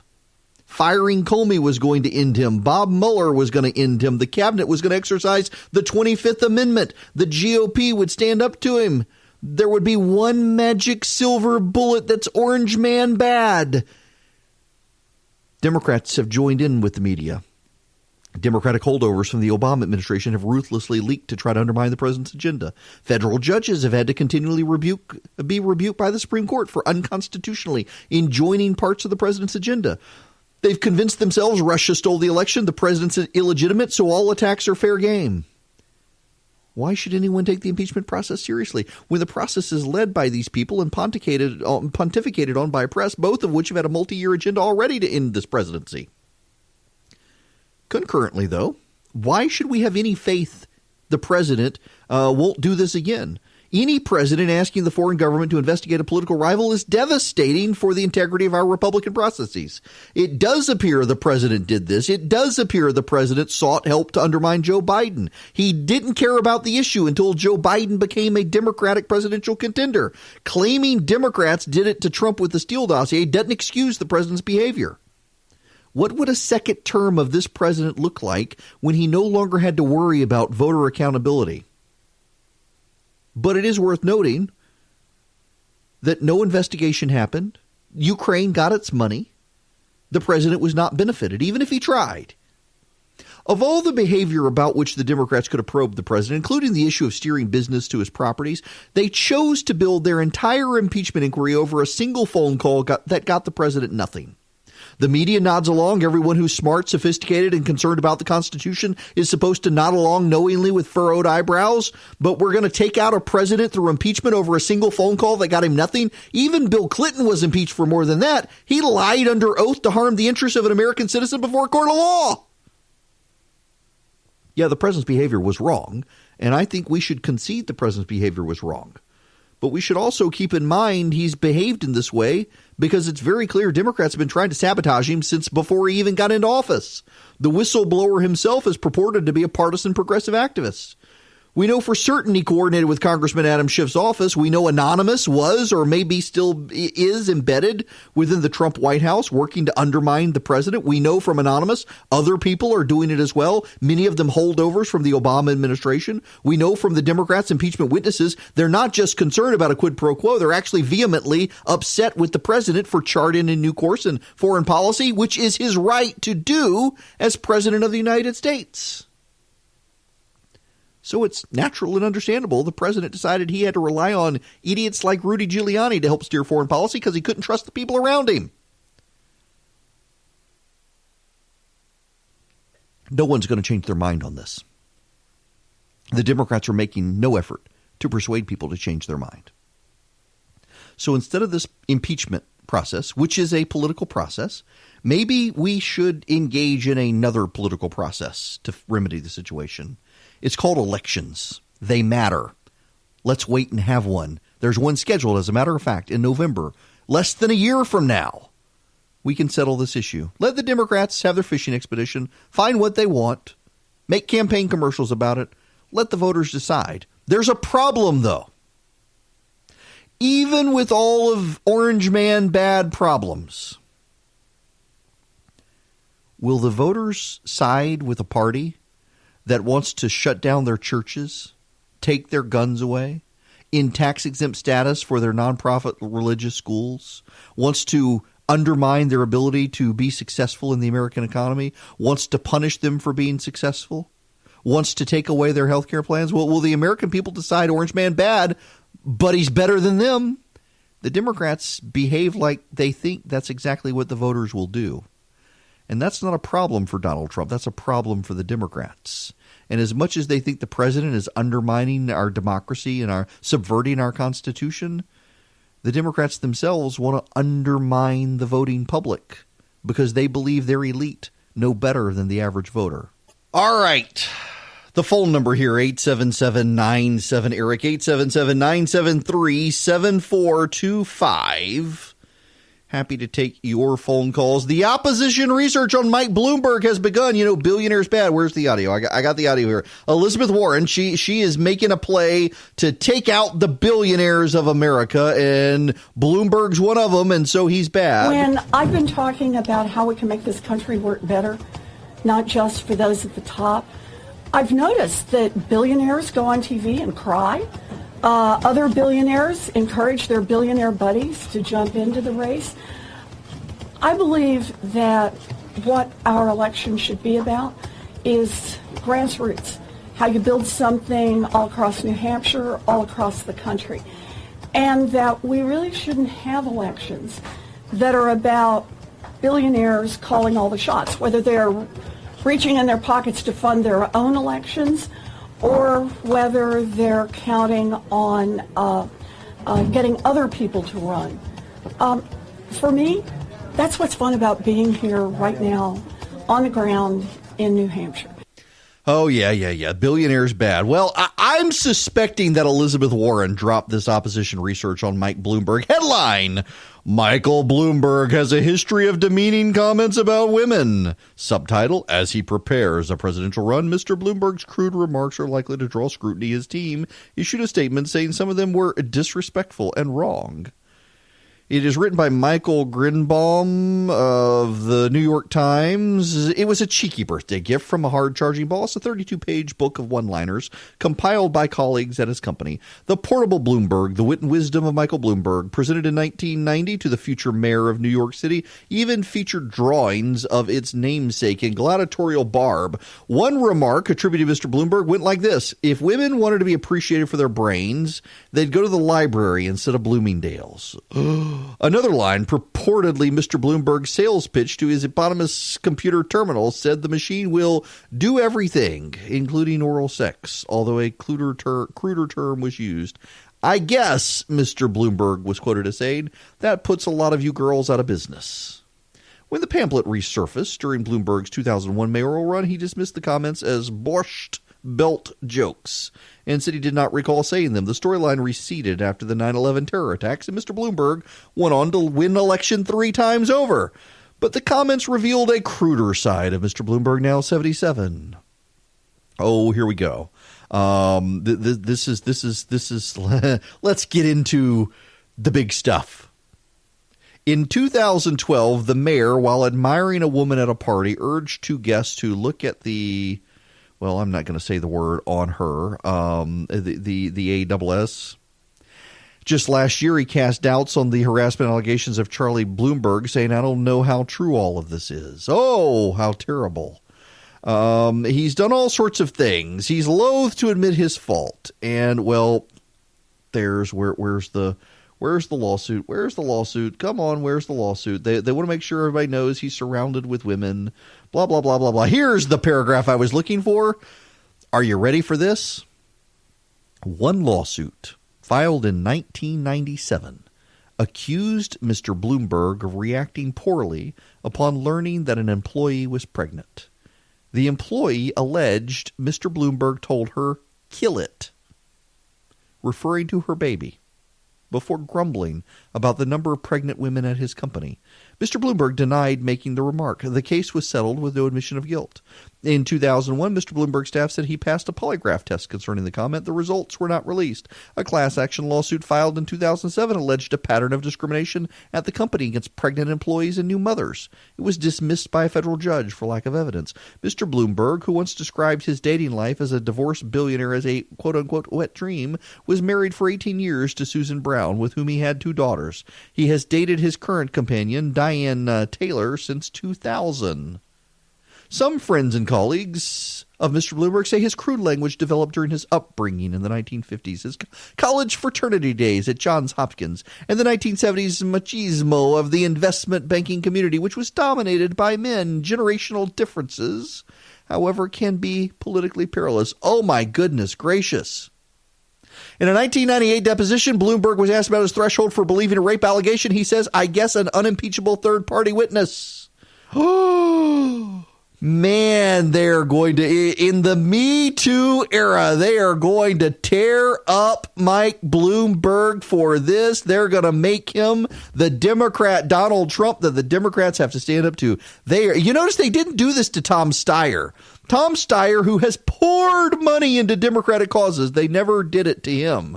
But they are coming out against Mike Bloomberg with reckless abandon because they feel threatened by Mike Bloomberg. And he doesn't have a chance. He's just helping Joe Biden. But what about Duval Patrick? We'll get into that when we come back. I didn't want to go back to this, but I'm afraid I have to. Nancy Pelosi has spoken. Fair warning. It's hard. It's hard. It's hard. It's hard. Sorry, that clip is bad. Let me go get the other one. She says Trump has essentially engaged in bribery. This is the new talking point, that it's bribery, that it is it's bad. Here we go. This is the clip that I was looking for. Again, Nancy Pelosi speaking just a short time ago. The American people understand that. Yes, ma'am. You talked about bribery a second ago. Yes, bribery. That's a very serious charge. It's in the Constitution.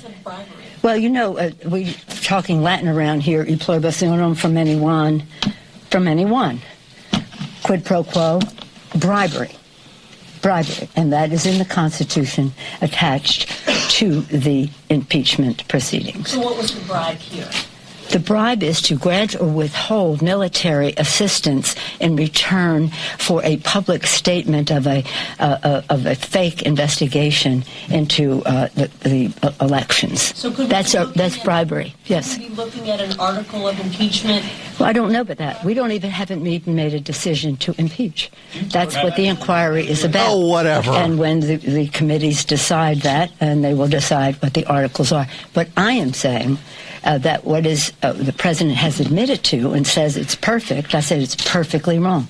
It's bribery. You've talked in the past about the importance of the public being... Wait. Congress appropriated the money. Congress did... So wait. The president's going to be impeached for giving Ukraine money that Congress appropriated. I mean, that's what she's saying. That was the military assistance. It was the funding by Congress. That's crazy. I salute chairmanship for the dignity and the statesmanship that he brought, and the members of the Intelligence Committee, the Democrats, for they're showing great patriotism and professionalism with which they are conducting the proceedings. I'm very proud of them. I said to the members at the beginning of the day yesterday, when we take the oath to protect and defend the Constitution, we agree and we become custodians of the Constitution. The Constitution, the brilliance of our founders to create a republic, a system of checks and balances, 3 co-equal branches of government, separation of powers, each a check and balance on the other. As custodians of the Constitution, we must be defenders of our democracy, because our democracy depends on that republic and not a monarchy. Article 2 says I can do whatever I want. So again, with that responsibility, we go forward sadly, prayerfully, say with a heavy heart, because it's not what we came here to do, but we must uphold our oath of office. This is stagecraft. Does anybody believe that it's with a heavy heart that we impeach the blankety blank we've said the whole time we wanted to impeach? It's not what we came here to do, even though we ran ads saying we would. This is the problem. This is the problem. That's designed to play to the press and the Democratic base. It's not designed to play to anyone else. Meanwhile, they got a problem. Duval Patrick has decided to join the race. You may not know who Duval Patrick is, but the Democrats do. He was the second black governor in the nation, first black governor of Massachusetts, and very liberal. He inspired Barack Obama, among others. He's going to run. Hi, everyone. I'm Duval Patrick. I used to be governor of Massachusetts, but that's not where I started. He's got a squeaky voice. I grew up on the south side of Chicago. I lived there with my grandparents. It's like Obama. I grew up in Chicago. I'm Obama. And sister in our grandparents' two-bedroom tenement, some of that time on welfare. I went to big, broken, overcrowded public schools. And still, my grandmother used to tell us we were not poor, just broke. Because broke, she said, is temporary. Through the love and support of family, great teachers, adults in the neighborhood and in church, I learned to look up, not down. Can I just pause this momentarily and say the background music is obnoxious? Do better. For the best and work for it. I was the first in my family to go to college and law school and have had a chance to work in government, in nonprofits, and in business. I've had a chance to live my American dream. But over the years, I've seen the path to that dream gradually closing off bit by bit. The anxiety and even anger that I saw in my neighbors on the south side, the sense that the government and the economy were letting us down, were no longer about us, is what folks feel all over America today in all kinds of communities. I admire and respect the candidates in the Democratic field. They bring a richness of ideas and experience and a depth of character that makes me proud to be a Democrat. But if the character of the candidates is an issue in every election, this time is about the character of the country. This time is about whether the day after the election America will keep her promises. This time is about more than removing an unpopular and divisive leader, as important as that is, but about delivering instead for you. So in a spirit of profound gratitude for all the country has given to me, and with a determination to build a better, more sustainable, more inclusive American dream for the next generation, I am today announcing my candidacy for President of the United States. Come be a part of this. We will build as we climb. To welcome other teachers and learners, other seekers of a better way and builders of a better future. This won't be easy, and it shouldn't be. But I'm placing my faith in the people who feel left out and left back, who just want a fair shot at a better future, not built by somebody better than you, not built for you, but built with you. Now let's get started. Thank you. That music bothers me. Whoever picked that out, whichever consultant decided to pick that music out should be fired. It sounds like a 1990s PowerPoint video presentation. I mean, that's something you go on and you get. Let's get generic, inoffensive background music thing that just repeats on a loop. I had no idea his voice was that squeaky. This is the guy the Democrats are going to put up. You know, we've had this now for a couple of days. Oh, we're going to have someone else get in. We're going to be exciting. We're going to have more people get in. We're going to have a real patriot get in. We're going to have a uniter, not a divider. And it turns out Duval Patrick, that's the guy we're waiting for. Yeah, I have a hard time believing that. I don't know that he's going to get traction. He is going to run in New Hampshire, which is going to be very interesting because he's the governor of Massachusetts, and so now he's running against Elizabeth Warren, who is from Massachusetts. We're going to have a big clash there about Elizabeth Warren, I suspect, and the popularity of Elizabeth Warren. It's only a matter of time before he is undoubtedly accused of sexism for running. It's going to be brutal. But if I can expand on this a little bit, the Democrats really were expecting Biden to come in and clean up, and he's not. And they're deeply, deeply, deeply worried about Elizabeth Warren. They're deeply, deeply, deeply worried that Elizabeth Warren is gaining traction and gaining ground, and they got to stop Elizabeth Warren. The entirety of the Democratic Party right now is mobilized not to stop Donald Trump, but to stop Elizabeth Warren, and that's pretty impressive. Now, meanwhile, while all of this is going on, Joe Biden is out on the campaign trail, and the Democrats in the Senate are facing the reality of a Mitch McConnell organized Senate impeachment trial that will be designed to force them to stay in Washington, D.C. In fact, there's a story in the Washington Post. Robert Costa in the Washington Post headline, Republicans discuss a longer Senate impeachment trial to scramble Democratic primaries. Some Republican senators and their advisors are privately discussing whether to pressure GOP leaders to stage a lengthy impeachment trial beginning in January to scramble the Democratic presidential race, potentially keeping 6 contenders in Washington until the eve of the Iowa caucuses or longer. Those conversations about the timing and framework for a trial remain fluid and closely held, according to more than a dozen participants in the discussions. But the deliberations come as Mitch McConnell faces pressure from conservative activists to swat back at Democrats as public impeachment hearings begin this week in the House. The discussions raise a potential hazard for 6 Democratic senators running for president who have previously planned a final sprint out of Washington before the Iowa caucuses and the New Hampshire primary. That might be a strategy, said Ron Johnson, Republican from Wisconsin, with a smile when asked about the Democratic campaigns. I'll leave that up to others. John Cornyn said the Senate would try to distinguish itself during impeachment by doing this right with a trial that probably lasts 5 or 6 weeks. He acknowledged the timing could have an effect on the campaign. Pete Buttigieg and Joe Biden might like this, Cornyn said. Buttigieg, by the way, is now polling ahead of Elizabeth Warren in Iowa.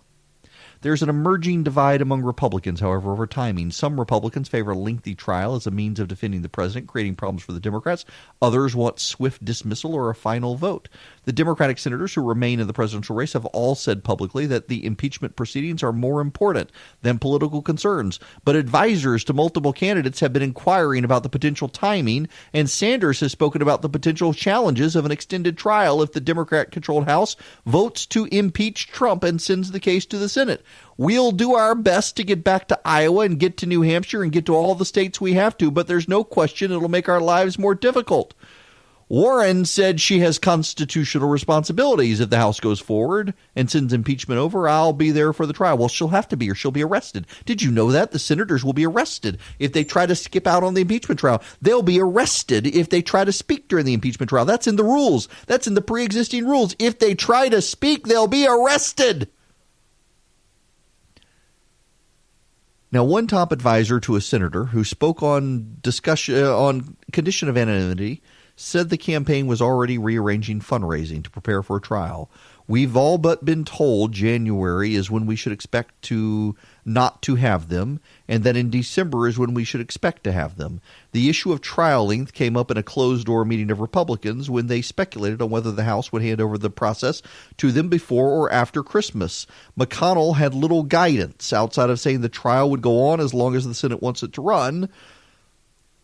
McConnell's deputies believe a longer trial is the likelier outcome. Cocaine Mitch is gonna sabotage him. Senator Burr speculated publicly a Senate trial could run up to 8 weeks. He argued during lunch that Bill Clinton's impeachment proceedings took 5 weeks, but Trump's case is more likely to take more time because he's not admitted any wrongdoing.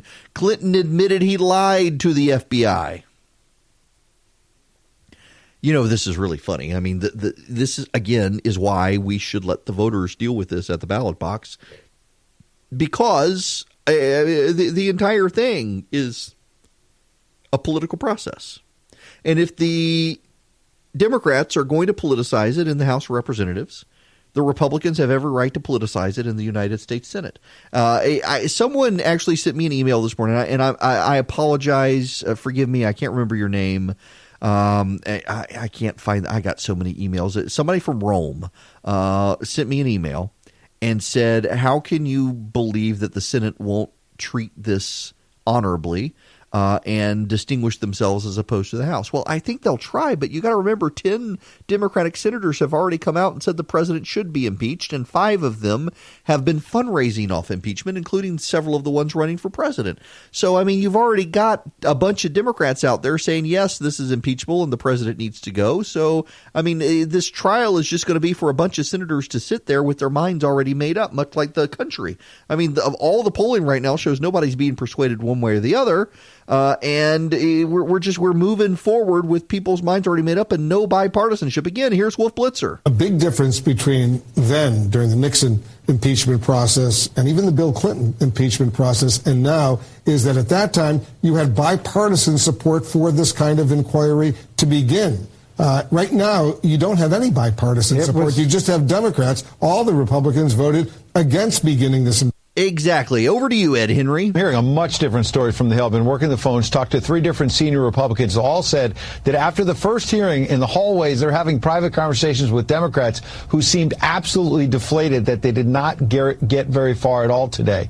Listen to what the Washington Post has reported. Look at that. A Democratic aide telling the Post, quote, "We're screwed this week on hearings. No bombshells, no revelations. The onus is on us to wow some people this week." Now, to be sure, Democrats are insisting that they're happy they got Bill Taylor to reveal some new information today, but even his big reveal that one of his aides overheard a phone conversation in which President Trump was allegedly more personally involved in making sure there were investigations in exchange for aid, even that was third hand. Taylor being told by an aide who overheard a phone call at a restaurant. So Democrats deflated by a whole series of events. Jim Jordan declaring all of this is third, fourth-hand information. 6 people having 4 different conversations. At one point, Jordan said he's seen church prayer chains that are easier to understand than this narrative. Republican John Ratcliffe pressing the star witnesses, both Bill Taylor and George Kent.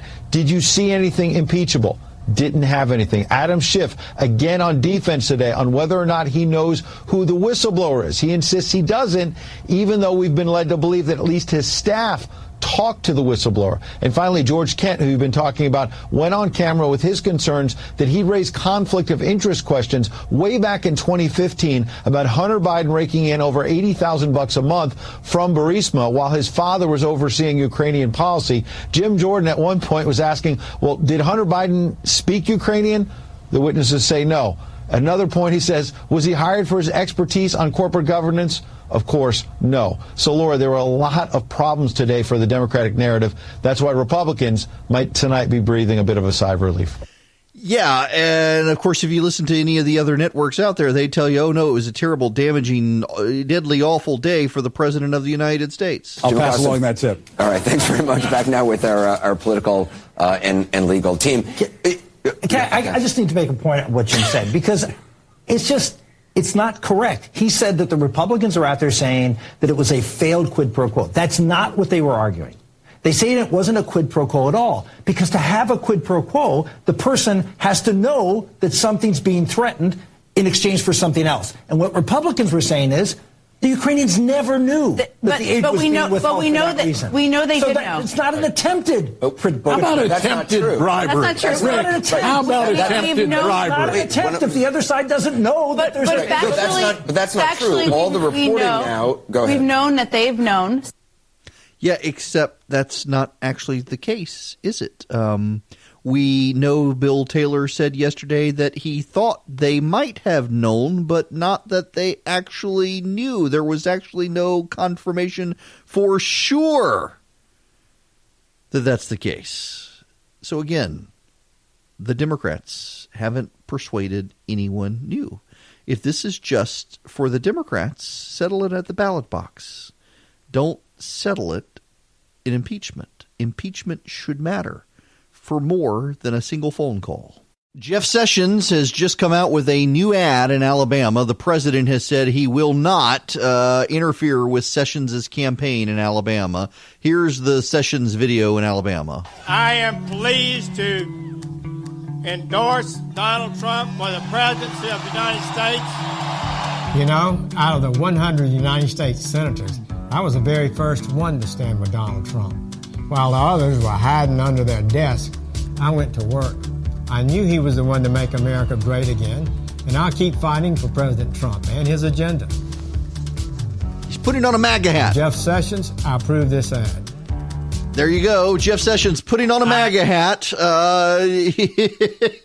Just a few weeks ago, the president was saying it'd be a terrible idea for him to run. He was fired like a dog. And now the president's saying he'll stay out of Sessions' way and let Sessions try to run for office. The odds are Sessions is going to be the nominee. My friend Arnold Mooney is running for the Senate. But I'm thinking that people are going to start clearing out of the way for Sessions to get back to the Senate and take on Doug Jones. We will see. You know, in completely unrelated news to everything, gun sales are skyrocketing in the country, even with our present political situation with the president in charge. People are suddenly starting to worry that the Democrats may get back more power, possibly the White House. And so gun sales, particularly gun sales of AR-15s, are skyrocketing. Wow. You know, I'm fascinated by this because you can get a real snapshot of people's minds and how things work when they rush out and start buying guns. Anytime there's a big mass shooting, people rush out and start buying guns, convince the government any day now is going to ban them. I need to go buy more AR-15s, quite honestly. We've got 2. I need more. I need more long barrel guns. I need more handguns. Everybody should have more guns and ammo. I need to find more gun stores in Georgia to go to. At some point, maybe we should do a live listener show, and I could do the whole broadcast at the gun store. We go to the gun range, shoot guns on commercial break. I think that would be fun. You know, on the other show, I had this idea of we would go out and shoot guns and have a few beers, and the lawyers at the office were like, "No, you can't do that, you idiot." I thought it would be awesome. There's a place in McDonough, Quiet Riot Firearms, and they specialize in automatic guns, machine guns, and the like. And I got to do a live broadcast this evening in McDonough at Kirby G's. If you've ever been there, great hamburgers. But I need to go by Quiet Riot and try out their guns. That's a fantastic gun shop. But, you know, Barrow in Butler is still my favorite gun store outside of Shot Spot in Carrollton. And the crowds, I've been told that they have been crowded lately. A lot of people going in buying ARs and other things, convinced the Democrats are going to do something, convince the president or something to take people's guns. Oh, well. I will see you guys tomorrow. Have a great evening or have rest of the day.